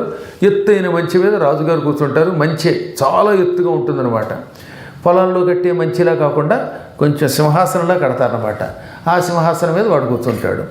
ఆ కింద ఇసుక తిన్నెలో ఆ ప్లేగ్రౌండ్లో సరదాగా కుస్తీ పట్లు, నృత్యాలు మొదలైన కార్యక్రమాలు ఏర్పాటు చేస్తారు. అవి చూడడానికి వచ్చే వాళ్ళకి ఒకటే ఒక సింహద్వారం ఉంటుంది, రాజుగారి ద్వారం వెనకవైపు ఉంటుంది. రాజద్వారంలో రాజుగారు తప్ప ఎవరూ రారు, మిగతా వాళ్ళంతా సింహద్వారం గుండా రావాలి. ఆ సింహద్వారం దగ్గర కృష్ణుడు చంపేస్తే ఇక నాకు ప్రమాదం ఉండదు అనుకుని ఎలా చంపాలి సింహద్వారం దగ్గర? దానికి కూడా ఒక ప్రణాళిక వేశాడు. మాబట్టి వాడిని పిలిచాడు. కంసుడి దగ్గర మొత్తం 10,000 ఏనుగులు ఉండేవి. ఈ 10,000 ఏనుగులకి నాయకుడు ఓ పెద్ద ఏనుగు, మదించిన ఏనుగు. ఆ ఏనుగుతో యుద్ధంలో 10,000 ఏనుగులు చంపించాడు ఆయన. అంత గొప్ప బలమైన ఏనుగు అది. అందుకని ఆ ఏనుగుకి కువలయాపీడము అని పేరు. కు అంటే భూమి, వలయము అంటే మండలము, కువలయము అంటే భూమండలం, ఆపీడము గట్టిగా పీడించున్నది, కువలయాపీడం అంటే భూమి మొత్తాన్ని పీడించగలదు. అంత గొప్ప ఏనుగు. ఆ ఏనుగుని పరిపాలించే తోలేటటువంటి మావటివాడిని పిలిచాడు. ఒరే మావటివాడా, నువ్వు ఎంతో కాలం నుంచి నాకు అండగా ఉంటున్నావు, నేను కూడా నీకు బోలెడంత జీతం ఇచ్చి పోషిస్తున్నాను. ఇప్పుడు నీతో నాకు అవసరం వచ్చింది. బలరామకృష్ణులని 2 పిల్లల్ని ఇక్కడికి పిలిపిస్తున్నాను. వాళ్ళు ఈ సింహద్వారం గుండా ఈ సభా ప్రాంగణంలోకి వస్తారు. గుమ్మం దగ్గర ఏనుగుని అట్టే పెట్టి ఆ ఏనుగుతో వాళ్ళిద్దరిని తొక్కించి పీనుగుల్ని చేసి చంపేయాలి. ఈ పని చేస్తే నీకు జీతం బాగా పెంచుతాను, గౌరవం చేస్తానడగానే, ప్రభు మీరు ఏమిచ్చినా ఇవ్వకపోయినా మీ సేవ చేయడం నా ధర్మం, వాళ్ళు ఇక్కడికి అడుగు పెడితే చచ్చినట్టే, మా ఏనుగు వాళ్ళని పీనుగుల్ని చేస్తుంది, గానుగుతో తొక్కించినట్టుగా తొక్కించేస్తాను అని పలికాడు. అక్కడికి అమ్మయ్య అనిపించింది.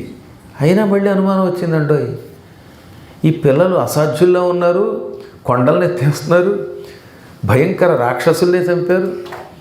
కాబట్టి కొంప తీసి వీళ్ళ ఏనుగుని చంపి లోపలికి వస్తే ఎలాగా?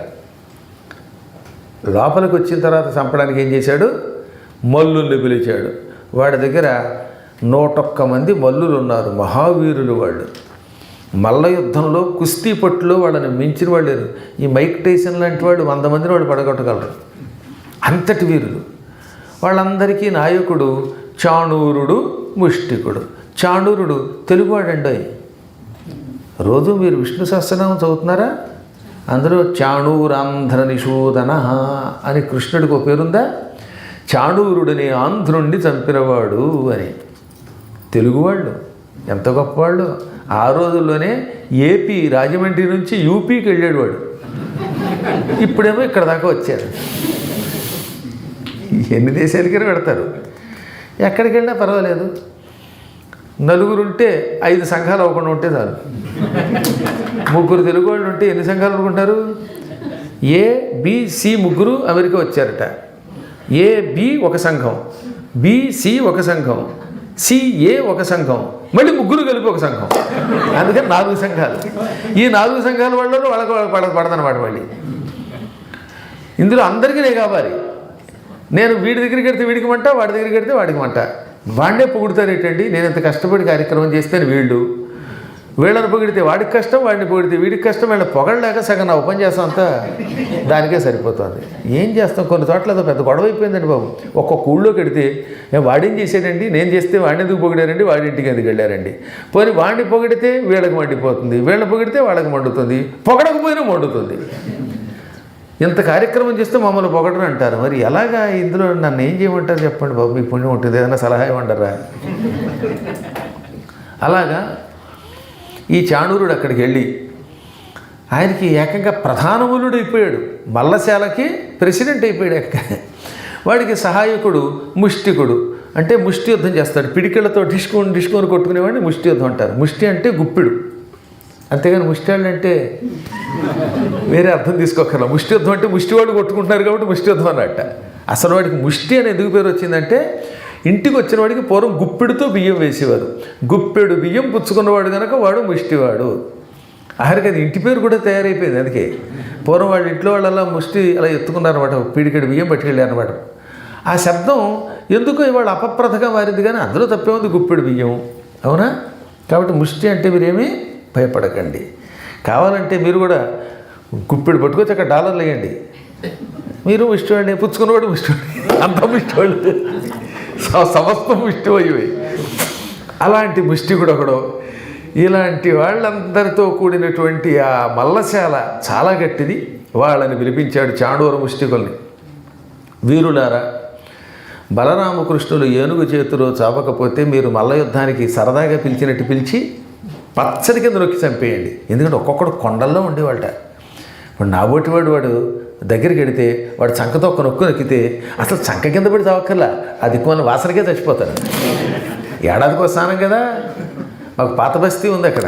వాళ్ళు ఏమంటారు తెలుసా, మాది స్నానం మాసానికి ఎక్ దఫా, నెలకు ఒకసారి. ఆ దెబ్బకే తెస్తారు, చంపనగా దానికేం మహారాజా అని వాళ్ళు అన్నారు. అక్కడికి రెండవ ఏర్పాటు అయింది.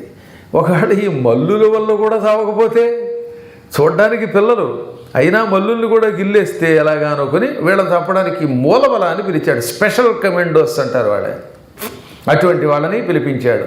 ఇన్ని ఏర్పాట్లు చేసుకుని కొంత ధైర్యం పొందుదాం అనుకున్న వాడికి నిద్ర పట్ల. కృష్ణుడు బలరాముడు బతికున్నంత వరకు నాకు సుఖం లేదనుకుంటూనే ఉన్నట్టు పాపం. ఈలోపు ఈ రాత్రి వీడికేమో కృష్ణుడి మీద భయంతో నిద్ర పట్టకపోతే అక్రూరుడికి నిద్ర పట్టలేదు. కారణం, కృష్ణుడిని తీసుకురావాలి, ఆయన్ని చూడాలి, ఆయన నా రథం ఎక్కించుకోవాలనే ఆనందంతో ఆయనకు నిద్ర పట్టలేదు. గురువుగారిని ఫిలడెల్ఫియా వీడి తీసుకురావాలనే ఆనందంతో వేణుకి అవసరాల పంతుల వారికి నిద్ర పట్టినట్టుగా తీసుకురావాలంటే నిద్ర పట్టతాడు ఆయనకి. ఓ రోజు చెప్పారు సుధగారు, మిమ్మల్ని తీసుకురావాలంటే ఆయనకు చెడ్డోషాలు వచ్చేస్తుందండి. మామూలుగా ఇంట్లో మరి ఎలా ఉంటారో తెలియదు, కానీ నేను వస్తున్నానంటే 2 రోజులు నిద్రపోకుండా ఉంటారట. తెల్లవారుజామున 5 అయినా సరే ఆయనకి వెలుగు కాదు, నిద్రే పట్టట్లేదు. మెలకు రాకపోవడం పక్కన నిద్ర పడితేగా. ఇలా చాలామంది ఉన్నారండి. కొంతమంది భక్తులు ఉన్నారు, గురువు గారు ఉన్నంతకాలం బహుశా 7 రోజులు వాళ్ళకి నిద్ర ఉండదేమో, అయిన తర్వాత అంతా కలిపి ఒకేసారి ఊరి మీద నిద్రలా పుచ్చుకుంటారో ఏమో తెలియదు, కానీ ఈ 7 రోజులు మాత్రం వాళ్ళకి నిద్ర ఉండదు, ముద్ర ఉండదు పాపం. తప్పదుగా. మేమంటే హాయిగా పురాణం అయిపోయాక వెళ్ళి భోజనం చేసి పడుకోవచ్చు. వాళ్ళకి మళ్ళీ తెల్లారి కార్యక్రమం ఉంటుంది, మళ్ళీ పొద్దుటే వీళ్ళు వేస్తాడు. లేవగానే అలా చూస్తూ ఉంటారన్నమాట. పొద్దున్నే లేవగానే పూర్వం ఏం చేసేవారు, రామ రామ అనేవారు. ఇప్పుడు కాఫీ కాఫీ కాఫీ కాఫీ, పచ్చదర వేసి పాలు కలిపి కాఫీ కాఫీ అని పాడుతూ ఉంటారు వీళ్ళు. ఆ కాఫీ గోల తీరిస్తే కానీ వాళ్ళకి రామనామస్మరణ అవ్వదు కలియుగంలో. అసలు ఆర్గనైజర్ల కష్టాలు ఆర్గనైజరు పాపం. అక్రూరుడికి పరమాత్ముని దర్శనం కాబోతోందేమోనని ఆనందంతో మాట వరసకు కూడా నిద్రపట్టలేదు. తెల్లవారుజామున లేచాడు, హాయిగా స్నానము చేసి సంధ్యావందనాదులు పూర్తి చేసుకుని కంసుడి రథం సిద్ధం చేశాడు. కంసుడికి మంచి యోగమే పట్టింది. వాడి రథంలో స్వామివారిని ఎక్కించుకుని తీసుకొచ్చే యోగం.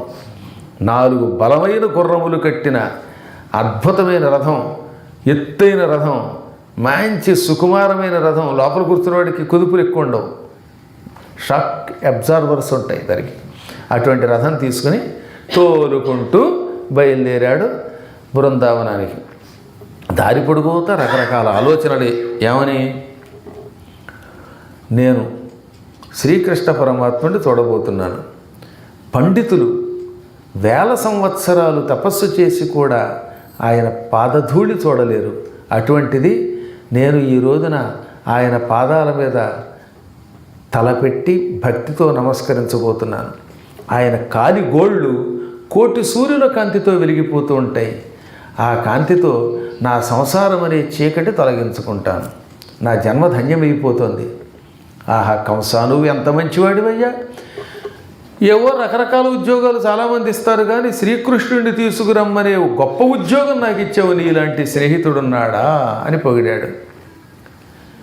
నేను పూర్వజన్మలో ఏ తపస్సు చేశానో కృష్ణుడిని చూస్తున్నానని ఆనందం కలిగింది.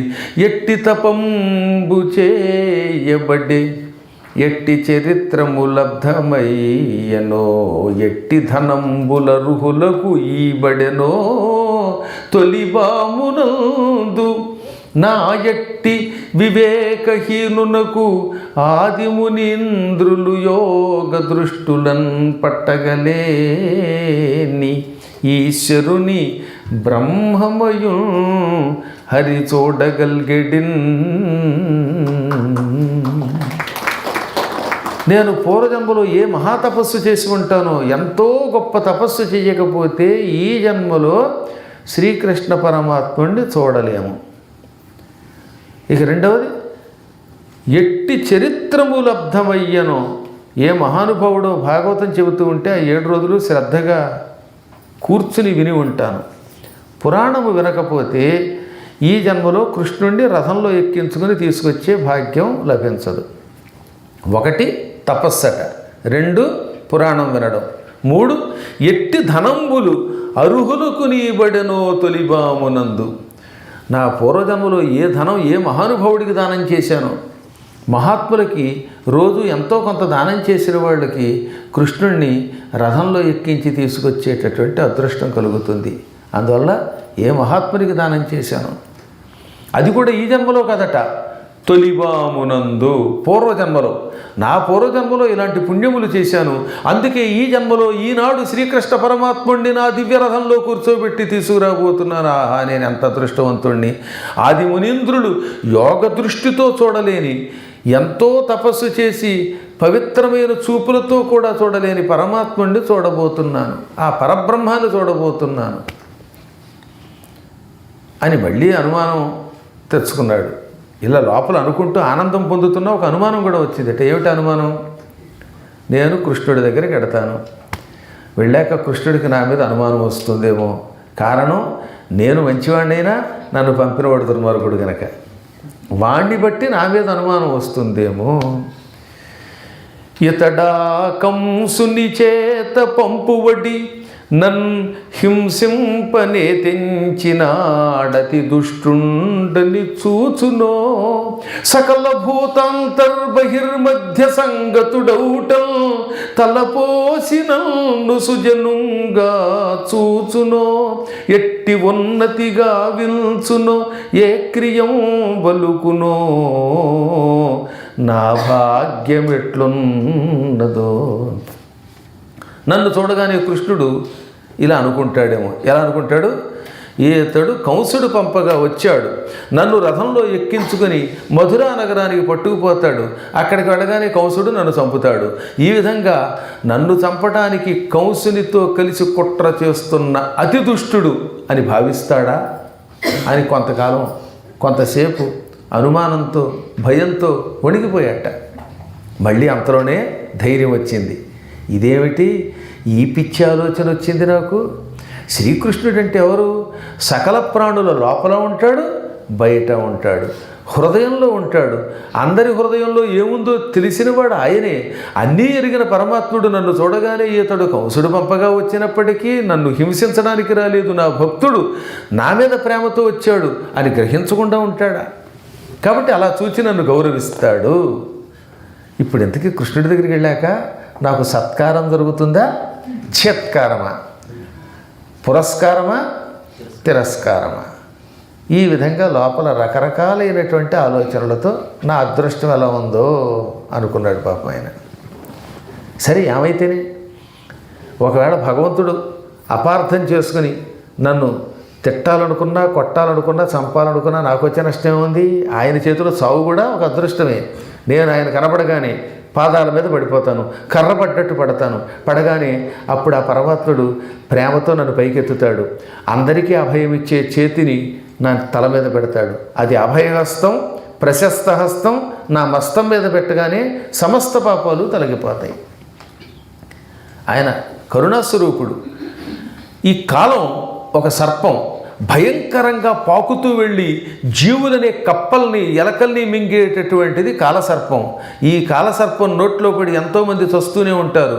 ఆ కాలసర్పాన్ని అదుపులో పెట్టే పవిత్రమైన చేతితో నన్ను అనుగ్రహించకుండా ఉంటాడా? నా భాగ్యం పండకుండా ఉంటుందా? ఈ పూట నా జాతకం మారుతోంది అనుకున్నాడు. ఎంత తొందరగా వెళదామా, కృష్ణుడి ముఖం చూద్దామా అని ఆత్రం పడినా రథం వెళ్ళొద్దు. అడవులో చెట్ల మధ్యలో, గుట్ల మధ్యలో ముళ్ళని దాటుకుంటూ అలా మెల్లిగా పెడుతోంది. మనస్సేమో వేగంగా వెళ్ళింది, రథం అంత స్పీడ్గా వెళ్ళదు. ఒక్కసారి ఫ్లైట్ ఎక్కాక ఇంకేమిట్రా బాబు, ఇంకెంతసేపు, ఇంకా ఎంతసేపు అంటే అది వెళ్ళద్దు. అలా పాపం ఆయన మానసికంగా వెళ్ళి శారీరకంగా వెళ్ళాలని కోరుకుంటున్నాడు. అల్లకభ్రాజితమై సుధాంసు నిభమై హాసప్రబోద్దామమై జలజాక్షం వై కర్ణకుండల విరాజద్గండమయ్యున్న ఆ జలజాతాక్షుని నిమ్మగంబు కననౌ సత్యంబువో నాకు నా వలదిక్కేగుచునున్నవి వనమృగవ్రాతంబులీత్రోవలను. మరికొద్దిసేపట్లో నేను కృష్ణుడిని చూడబోతున్నాను. ఆ కృష్ణుడి ముఖంలో ఉంటుంది, గిరజాల జుట్టుతో ఉంటుంది. మంచి జుట్టు ఒత్తుగా ఇలా చెవుల మీదకి వెళ్ళాడుతూ ఉంటుంది. చంద్రబింబంలో ఉంటుంది ఆ ముఖం. చంద్రబింబంలో అంటే ముఖానికి నవ్వు అందం, ఆ నవ్వు వెన్నెల, నవ్వేమో వెన్నెల, ముఖం చంద్రబింబంలో ఉంటుంది. తామర పువ్వు రేకుల్లో ఉంటాయి కళ్ళు. చెవులకు కుండలాలు ఉంటాయి, పెద్ద పెద్ద కుండలాలు, మొసలి ఆకారంలో ఉన్న కుండలాలు ఉంటాయి. మకర కుండలాలు ధరిస్తాడు ఆయన. ఈ కుండలముల కాంతి బుగ్గల మీద పడి బుగ్గలు తళుక్కు తళుక్కని మెరుస్తూ ఉంటాయి. అటువంటి ఆ పద్మాక్షుణ్ణి మరికొద్దిసేపట్లో చూడబోతున్నాను. ఎలా చెప్పగలుగుతున్నాను అంటే నా శకునములను బట్టి చెబుతాను అన్నాడు ఆయన. నా కుడి పక్క నుంచి అడవి జంతువులు, నక్కలు, జింకలు వెడుతున్నాయి. నక్క కుడివైపు నుంచి వెడితే, అలాగే లేళ్ళు కుడివైపు నుంచి వెడితే తాను కోరుకున్న పని అవుతుంది. ఇష్టదేవతల్ని, ఇష్టులైన వ్యక్తుల్ని చూస్తారు, సంపదలు పొందుతారని అర్థం. అందుకని నా వలదిక్కేగుతునున్నవి వనమృగవ్రాతంబులి త్రోవలను. వీటిని బట్టే ఈ పూట నాకు కృష్ణ దర్శనం అవుతుంది అనుకున్నాడు ఆయన. అందుకే నక్క తోక తొక్కడం అన్నారు. కుక్క తోక తొక్కకూడదు, అది కరుస్తుంది. అందుకని కుడివైపు నుంచి పెడుతున్న ఈ నక్కల్ని బట్టి చెప్పేశాడు ఆయన. ఇంతలో రథం ఆగిపోయింది. కారణం, ఆ నేల మీద ఒక ఆయన నడిచి వెళ్ళి ఉండట అంత పూర్వమే. ఆయన పాదముల గుర్తులు ఇసుకలో కనపడుతున్నాయి. ఆ పాదముల గుర్తులను చూచి తొక్కి వెళ్ళడం ఇష్టం లేక గుర్రములు ఆగిపోయాయి. ఆ గుర్రములు ఎంత గొప్పగా అనిపిస్తుంది నాకు. ఒక మహానుభావుడు అలా వెళ్ళాట. ఆయన అక్కడ నడిచాడు. ఆయన పాదముల యొక్క ముద్రలు గుర్తులు పడ్డాయి. వాటిని చూచి అవి ఆయన పాదముద్రలని కనిపెట్టాయి. తొక్కకుండా ఆనందంతో కన్నీళ్లు కరుస్తూ గుర్రాలు ఆగిపోయాయి. శ్రీకృష్ణ పరమాత్ముడు అంతఃపురమే బృందావనంలో ఇంటికి వెళ్ళాడు ఆయన, అడవిలోంచి దూడలు వేపుకొని. కానీ ఆయన పాదముద్రలను ఎలా తెలిసాయి వాటికి? శ్రీకృష్ణుడి అరికాల్లో పద్మం, అంకుశం, ధనుస్సు, బాణము, యవ, ధ్వజం, శంఖం, చక్రం ఉంటాయి. అందువల్ల ఆయన నేల మీద అలా ఇసుకలో కాలు పెడితే టక్కన ముద్ర పడినప్పుడు అందులో ఈ శంఖ చక్రాలు, ఏనుగుని పొడిచి అంకుశం, ధనుస్సు ఇవన్నీ కనపడతాయి. ఆ ముద్రలను చూడగానే పశువులకి కూడా అది పరమాత్మ యొక్క పాద ముద్రలని తెలిసిపోతుంది అనమాట. అందుకే అవి కూడా అలా ఉండిపోతే అది చూశాడు ఆయన. ఆహా గుర్రాలారా, మీకెంత జ్ఞానం ఉన్నదో, పరమాత్ముడి పాదాలను ముందుగా మీరే దర్శించుకొని గుర్తుపెట్టారా అని టక్కున రథం నుంచి కిందకు దూకేశాడు. ఆ పాదముద్రల మీద పడిపోయాడు, ఆ అడుగు జాడల మీద పడిపోయి పడతాడు లేస్తాడు. ఆ మట్టి అంతా ఒంటికి రాసుకున్నాడు, అందులో పొల్లిగింతలు పెట్టాడు. ఆనందంతో 10-15 నిమిషాలు తాను మరిచిపోయాడు. ఇప్పుడు ఆ పాదముద్రలు చెరిపేశాడు ఆనందంతో, పిచ్చెక్కిన ఆనందంతో దాన్ని లాగేసి అని గుంజేసి ఆ మొత్తం మట్టి ఒంటికి పూసుకోవడంలో మొత్తం పాద చిహ్నాలు ఎగిరిపోయాయి. ఇప్పుడు అర్థమైందా? అందుకనే దేవుడి పాదాలు ముట్టుకోవద్దురా అన్నారు. ముట్టుకుంటే పీకేస్తారు పాదాలు.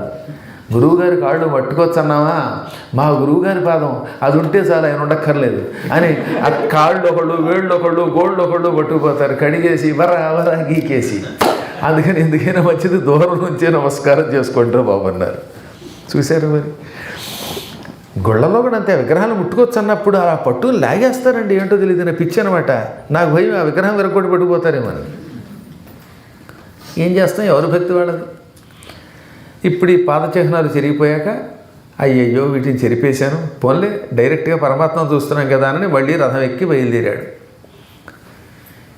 ఇక్కడ ఈ బృందావనంలో కృష్ణుడి ఇల్లు ఎక్కడుందా అని చూస్తూ ఉంటే సరిగ్గా చూపు ఎదురుగుండానే పడింది, ఆయన ఉన్నటువంటి గోశాల మీద పడింది. కనిన క్రూరుడు పద్మనేత్రులను రంగద్గాత్రులను ధేనుదోహన వాటి సమలంకృత ప్రియులను ద్యత్పీత నీల నవీనోజ్వల వాసులను కుసుమ మాలాధారులను ధీరులను వనితాకాముల కృష్ణరాముల జగద్వంద్యక్రమోద్దాములను కనెన క్రూరుడు. చూచాడు క్రూరుడు, కృష్ణుణ్ణి రాముణ్ణి చూచాడు. వాళ్ళిద్దరూ ఎలా ఉన్నారు? ధగధగ వెలిగిపోతున్నాయి వాళ్ళ శరీరాలు. ఇద్దరు తామర పువ్వు రేకుల్లో ఉన్న కళ్ళతో ఉన్నారట. ఇద్దరి కళ్ళు తామర పువ్వుల్లో ఉన్నాయి. రంగద్గాత్రులను, రంగత్ తళతళ మెరిసిపోతున్న ప్రకాశిస్తున్న గాత్రములు, శరీరములు కలిగిన వాడు. ఒక్కొక్కళ్ళ శరీరం కోటి సూర్యుల కాంతితో వెలిగిపోతున్నది. అసలు ఆ పరమాత్మను చూస్తేనే ముందు కనపడేదే కాంతి అన్నారు. ఇంకా ఆవు పాలు పెతకడం కోసం వేషం వేసుకుని, ఏది పంచి కట్టుకుని, వేషాలు కూడా పనిని బట్టి వేసుకోవాలి.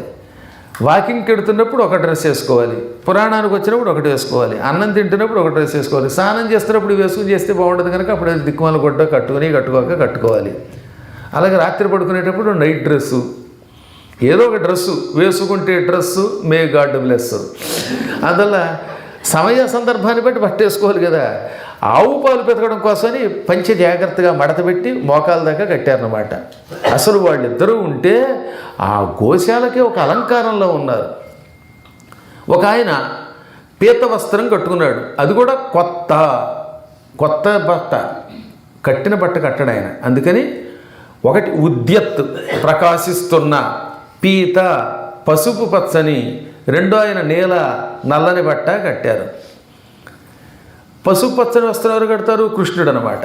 నల్ల వస్త్రం బలరాముడు, తెల్ల ఆయన కడతాడు. తెల్ల ఆయన నల్లబట్ట కట్టాడు. అది కూడా నవీన, కొత్త, ఉజ్వల, మెరిసిపోతున్న వాసహ వస్త్రాలు, అలాంటి బట్టలు కట్టుకున్నారు. ఎంత మంచి మాట. ఒక ఆయనేమో పసుపు పచ్చని బట్ట కట్టాడు, ఇంకొక ఆయనేమో నీల వస్త్రం కట్టాడు. ఆ రెండు కొత్త బట్టలే. ఆ బట్టలు కూడా మెరుస్తున్నాయి అన్నమాట, మెరుపు బట్టలు అన్నమాట. 10 ఏళ్ళు వాడి ఎందుకు పనికి రాకుండా కుళ్ళిపోయి మొదలు పారేసిన బట్ట కాదు. వాడు ఎవడో ఉన్నాడులేండి, ఒరే ఇలాగే నాకు సేవ చేస్తే ఓ 10 ఏళ్ల తర్వాత నా లొంగోటానికి ఇస్తాను అన్నట్టు. 10 ఏళ్ళు వాడిన లొంగోట ఇంకేంది, ఆ 10 ఏళ్ల తర్వాత ఇచ్చేది పైగా లొంగోట కర్మ. అసలు ఆ డైలాగులు జంజాలనుకుంటాను రాసింది ఏదో సినిమాలో. రామ అందులో ఆ కోటను చూస్తే మనకి జీవించేశాడు కదా. జీవితం అంటే వ్యక్తిగతంగా ఉంటుంది, పిసిరు కొట్టిపోయిన వాళ్ళు చూస్తే. నా చిన్నప్పుడు ఎప్పుడో చూసాం, ఇప్పుడు ఈ మధ్యకాలంలో 93 తర్వాత సినిమా చూడలేదు అనుకోండి. అలాగా మంచి వస్త్రములు, మెరిసిపోతున్న బట్టలు కట్టుకున్నారు. కుసుమ మాలాధారులు, పూలదండలు వేసుకున్నారు. ఇద్దరూ పండితులు. అసలు వాళ్ళని చూస్తే ఆ సౌందర్యానికి ఏ స్త్రీ అయినా వరించవలసిందే అటువంటి వాళ్ళు. అలా కృష్ణరాములని ఇంత అందగాళ్ళైనా జగద్వంద్యక్రమోద్దాములన్, వారి ప్రవర్తన, వారి శీలమును చూచి ప్రపంచం నమస్కరిస్తుంది. అంతటి మహాత్ములు వాడు. చూడడంతో రథం అక్కడ విడిచిపెట్టి పరుగున రథంలోంచి కిందకి దూకి వెళ్ళిపోయాడు వాళ్ళ దగ్గరికి. వెళ్ళడంతో శ్రీకృష్ణుడి యొక్క పాదాల మీద తలపెట్టి నమస్కరించాడు. అనంతరం బలరాముడికి నమస్కరించగానే కృష్ణుడు 2 చేతులతో పైకెత్తి, ఇదేమిటి ఇలాంటి పని చేస్తున్నావు అన్నట్ట. నువ్వేమో పెద్దవాడివి, నువ్వు 40s, 8 years old, 8 ఏళ్ల కుర్రాడి పాదాల మీద 40 ఏళ్ల వాళ్ళు తలపెట్టి నమస్కరించచ్చా అంటే, కృష్ణ మళ్ళీ నన్ను మోసం చేయకు బాబు. గురువులకి వయస్సు పెట్టి మహాత్ములు వాళ్ళు. పాండిత్యం, తపోమహిమ, ఉపాసన కలిగిన పుణ్యాత్ములు వయస్సుతో సంబంధం లేకుండా గురువులని పిలువబడతారు. వాళ్ళకి ఎవరైనా పాద నమస్కారం చెయ్యవలసింది. జగద్గురువు అయిన నీవు, సమస్త లోకాలకి మూలకారకుడువైన నీవు వయస్సుతో మమ్మల్ని మోసం చేస్తే మేము బొట్లో పడిపోతాం, మళ్ళీ మాకు అహంకారం వస్తుంది, మేము పెద్దవాళ్ళమేమో అనిపిస్తుంది అనగా చిరునవ్వు నవ్వి తండ్రి దగ్గరికి తీసుకెళ్ళాడు. నందుడు ఆయనకి స్వాగతం పలికాడు. ఘనస్వాగతం పలికి కాళ్ళు కడిగి నీళ్ళిచ్చి అన్నీ ఇచ్చి తర్వాత కూర్చోబెట్టి మంచి పాలు కూడా, చిక్కని పాలు, పితికిన పాలు, పొదుగు దగ్గర పాలు, గొమ్మ పాలు, నొరగ పాలు ఇచ్చారు. అలా ఇచ్చేవారు పూర్వం ఇంటికి వచ్చినప్పుడు. ఇప్పుడు ఇస్తున్నారు పాలు, 2006లో పాలు. అలాంటి పాలు శుభ్రంగా కాకుండా ఈయన కొత్త పాలు శుభ్రంగా తాగి కూర్చున్న తర్వాత ఎలా ఉన్నావు అని ఒకళ్ళ తర్వాత ఒకళ్ళు ప్రశ్నించారు. చెల్లెలు, అన్నయ్య ఈ ఆడపిల్లనైనా రక్షించు అని అడిగితే వినిపించుకోకుండా ఆఖరి ఆడపిల్లని కూడా చంపిన దుర్మార్గుడు, సోదరి కొడుకుల్ని వరుసగా 6గురిని చంపిన దుర్మార్గుడు కంసుడు. వాడి దగ్గర ఉద్యోగం చేసేవాడికి ఏం సుఖం ఉంటుంది? ఎప్పుడు కంపెనీ మూసేస్తాడో తెలియదు, ఎప్పుడు ఉద్యోగం ఊస్టింగ్ అవుతుందో తెలియదు, నిలకడ లేనివాడు వాడు. అలాంటి దుష్టుడి దగ్గర నువ్వు సుఖంగా ఉంటావో లేదో నాకు తెలుసు, అయినా అడగాలి కాబట్టి అడుగుతున్నాను, నీకు కుశలమేనా అని నందుడు అడగ్గా కృష్ణుడు ఇంకొంచెం కొంటిగా అడిగాడు.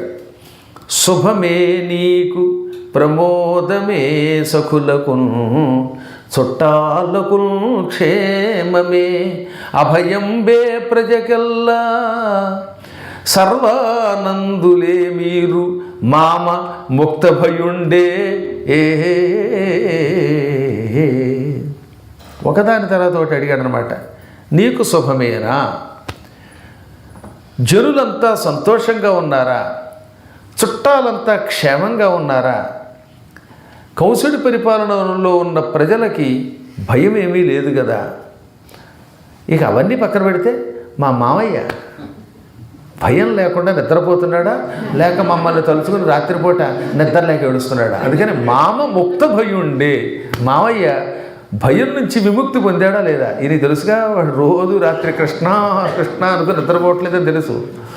అందుకని అడగడంలోనే మామ ముక్త భయుండే అనగానే వీటన్నిటికంటే మరొక ప్రశ్న వేయాలి. మా తల్లిదండ్రులు మేము పుట్టటమనే వంక వల్ల దిక్కు లేకుండా జైల్లో కూడా ఉన్నారు.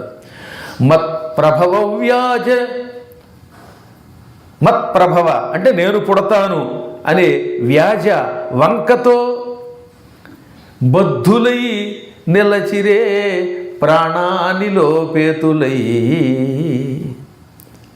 గొప్ప మాట కదండి. కృష్ణుడు పుడతాడనే వంకతో హాయిగా బయట ఉండేటటువంటి మా తల్లిదండ్రులు చెరసాల పాలయ్యారు. అంటే వాడు చెరసాల పాలవడానికి మూల కారణం నేనే. నా జననం అనే వంకతో చెరసాలలో ఇక్కట్లు పాలై అలమటించిపోతున్న నా తల్లిదండ్రులు ఇంకా ప్రాణంతో బతికే ఉన్నారా? సరే, ఆ మాట అన్నప్పుడల్లా కృష్ణుడి కళ్ళలో కూడా నీళ్లు తిరిగాయట. అంతటి పరమాత్మైన కూడా మత్ ప్రభవ వ్యాజ నిబద్ధులై బ్రతికిరే ప్రాణానిలో పేతులై అనగా, కృష్ణ వాళ్ళు మళ్ళీ జైల్లోనే ఉన్నారు, అంతా బాగానే ఉన్నారు, నీకు తెలియందేముంది? మీ మామయ్య గారి బాధ ఏమిటో, ఆయన ఆలోచన ఏమిటో నీకు ఆయనకి తప్ప ఎవరికి తెలియదు. మేమంతా నిమిత్త మాత్రుడు. ఆయన రేపు చతుర్దశి నాడు బలులిచ్చి అమావాస్య నాడు పూర్ణాహుతి అయ్యేలాగా ధనుస్సునకు యాగం చేస్తున్నాడు. వింటిని పూజిస్తే ఆ విల్లు ఇంకా దృఢంగా ఉంటుందని, ఆ వింటితో శత్రువుల్ని జయించవచ్చని అతనికి ఒకప్పుడు ఎప్పుడో శివుడు వరం ఇచ్చాడు. అందువల్ల ఆయన ధనుర్యాగం చేస్తున్నాడు. ఆ యాగానికి తీసుకురమ్మని నన్ను పంపాడు. ఇదిగో నేను వచ్చాను. మన అదృష్టం ఇవాళ ఇంకా ద్వాదశి ఘడియలు రాలేదు. ద్వాదశి ఘడియల్లో మనం బయలుదేరి వెళ్ళిపోతే అక్కడ త్రయోదశి, చతుర్దశి, అమావాస్య 3 రోజులు కూడా ఉండవచ్చు. నువ్వేమంటావు? ఈ రథంలో నిన్ను బలరాముణ్ణి ఎక్కించుకుని నేను స్వయంగా తీసుకువెళ్ళాలట. మిగతా వాళ్ళంతా వాళ్ళ వాహనాల్లో రావాలట. మీ ఇద్దరికే వాహనం, మిగతా వాళ్ళు ఇష్టం, వాళ్ళ వాహనాలు వాళ్ళే ఏర్పాటు చేసుకోవాలి.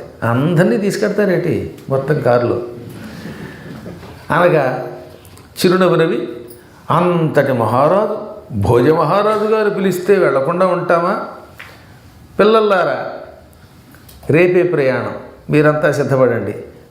ఎడ్ల బళ్ళ మీద కాలినడకన అంతా ప్రయాణం అవ్వండి. నాన్న, నువ్వు, నీ మిత్రులు, ఈ పిల్లలు అందరం బయలుదేరదాం. మేమేమో రథంలో పెడతాం, మీరంతా బళ్ళ మీద కాలినడకన రండి. అక్కడ నగరం దగ్గర అందరం కలుసుకుందాం. ఎయిర్పోర్ట్లోంచి బయటకు వచ్చాక అందరం కలుసుకుందాం అనగానే పిల్లలకి ఎక్కడలేని ఆనందం వచ్చేసింది. వాళ్ళు పుట్టాక ఎప్పుడు చూసినా అడవిలోనే పడున్నారు కదా. ఇప్పుడు మొదటిసారిగా సిటీకి వెడుతున్నారండో. అందుకని ఆహాహా, మధురా నగరం ఎంతో గొప్పదని విన్నాం, చూడొచ్చనే ఆనందంతో ఒక్కళ్ళకు కూడా నిద్రపడితే ఒట్టు. తెల్లవారింది. ఆ రాత్రంతా కూడా కృష్ణుడి సేవలు స్వీకరించి ఆయన పెట్టిన పరమానంద నాడు రేపల్లెలో అదే బృందావనంలో శ్రీకృష్ణ పరమాత్ముడు స్వయంగా పాయసం వండాడంటే ఓహో బాబు, ఆ పాయసం తినవాడికి ఆయాసమా? ఎంత ఆరోగ్యం! మంచి ఆవు పాలు వేసి, జీడిపప్పులు వేసి, అందులో నెయ్యి బాగా పోసి, రకరకాల పదార్థాలు వేసి తయారు చేస్తే అబ్బబ్బబ్బబ్బా అనుకున్నారట వాళ్ళు. నేను కాదు, అక్రూరుడు. నాకు చాలాసార్లు అనమాట, ఏమయ్యా బాబు అక్రూరుడికి పెట్టావు, వాళ్ళందరికీ పెట్టావు, వీడికి పెట్టావు అంటారు పురాణాల్లో, నాకెప్పుడు పెడతావు ఆయన అంటూ ఉంటాను.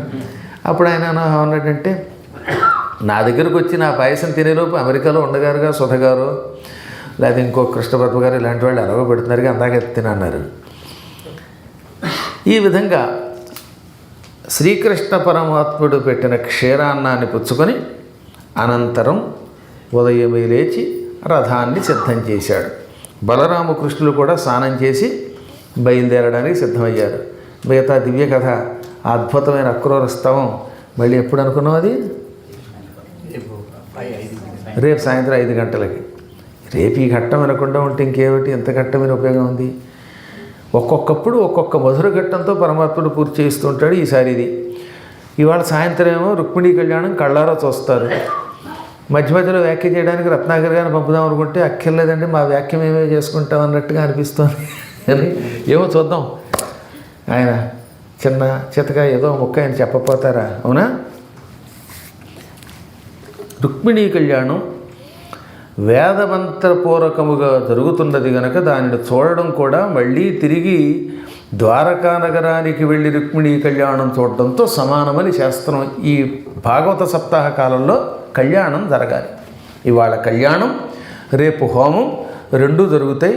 ఇవి కూడా ఇందులో ముఖ్యమైన భాగాలు, అందువల్ల తప్పనిసరిగా చూడండి. ఇంకా సోమవారం ఏముంది, మాకు మేమే మీకు మీరే. పొద్దుటే 6ంటికి వస్తారు, కంకణ విసర్జన అయిపోతుంది, ఫల సమర్పణ ఉంటుంది.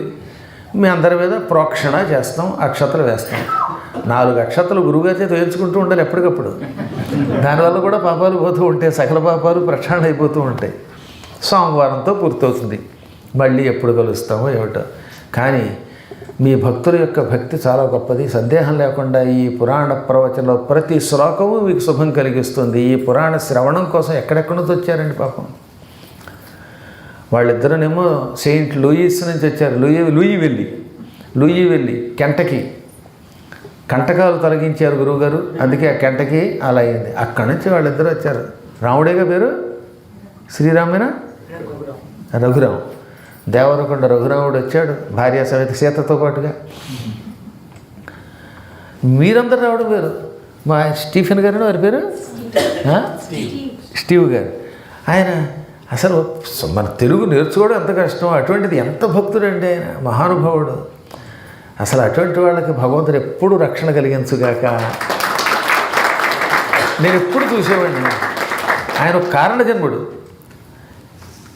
కింద ఒకసారి మేము ఆ గుళ్ళో కూడా పురాణం చెప్తున్నప్పుడు కూడా అక్కడే కూర్చునేవారు అనమాట. ఆయనకి నిజంగా ఈ భాష మీద పెద్దగా పట్టు లేకపోయినా చెబుతున్నది మానసిక ఆనందం అన్నమాట. అంటే మనస్సుతో వింటారు. He can understand with his heart. అది హార్ట్ఫుల్ అంటే. ఈ అబ్బాయి గురించి కూడా విన్నాను. అతను కూడా పుట్టుకతోటి ముస్లిం, తెలిసినా మీకు? కానీ ఇతనేనా ఆ మనిషి పూర్వజన్మ సుకృతం. వీళ్ళంతా కూడా ఏదో సుకృతం, వాళ్ళు ఎక్కడ పుట్టారన్నది కదా, వాళ్ళ సంస్కారం గొప్పది. ఎంతోమంది మహానుభావులు ఈ భూమండలంలో అనేక ప్రాంతాల్లో పుట్టి ఇక్కడికి వచ్చారు. మాకు పీఠం పెట్టిన కొత్తల్లో ఒక ఆవిడ ఉండేది, ఎంత బొట్టు పెట్టుకుని వచ్చేది. మొత్తం వాళ్ళ కుటుంబం అంతా. మాతో కాశీ కూడా వచ్చారు. అయితే అమ్మాయి ఏమిటో తెలుసా? ఆ అమ్మాయి బీబీ నాంచారని పేరెట్టాను. మొత్తం కుటుంబం అంతా బీబీ జాన్ను, మొత్తం వాళ్ళంతా ముస్లిమ్స్. కానీ ఎవ్వరికీ తెలియదు. ఆవిడంత బొట్టెట్టుకుని కూడా ప్రదక్షిణ చేసేది.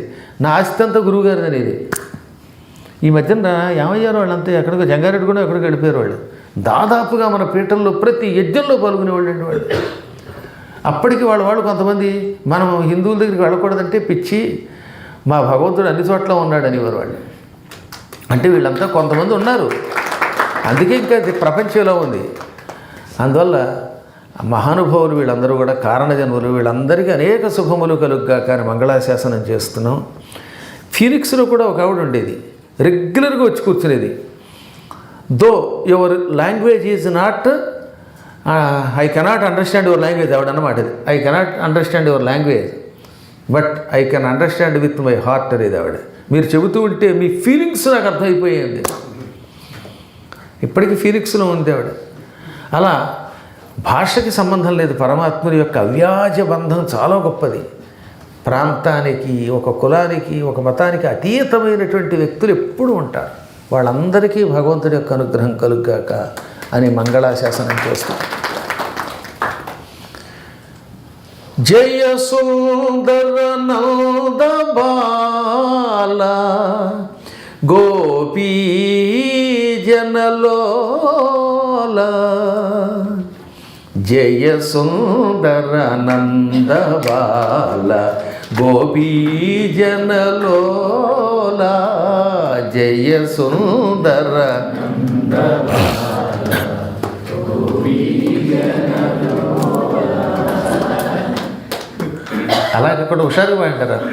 జయ సుందర నంద బాల గోపీ జనలోల, జయ సుందర నంద బాల గోపీ జనలోల. పిలచి వలచే భీష్మతనయ, పిలచి వలచే భీష్మతనయ, వలచి గెలిచే సత్యభామ, పిలచి వలచే భీష్మతనయ, వలచి గెలిచే సత్యభామ, వయసు సొగసుధారవోయు వనితలంతులేరు, జయ సుందర నందబాల గోపీ జనలోల, జయ సుందర నందబాల గోపీ జనలోల. నీలవర్ణ నిన్నుగనిన నిలువలేరు నెలతలెవరు, నీలవర్ణ నిలువలేరు నెలతలెవరు, నీదు భాగ్యమెల్న తరమా, ఆ ఆ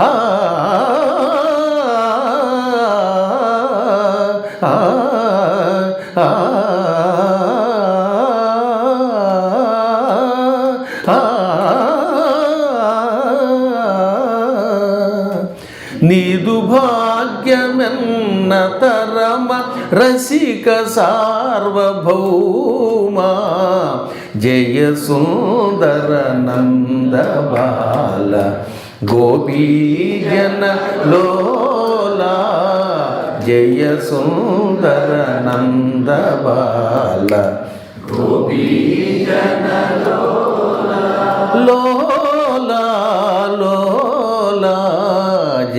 సుందర నందబాల గోపీజనలోల గోవింద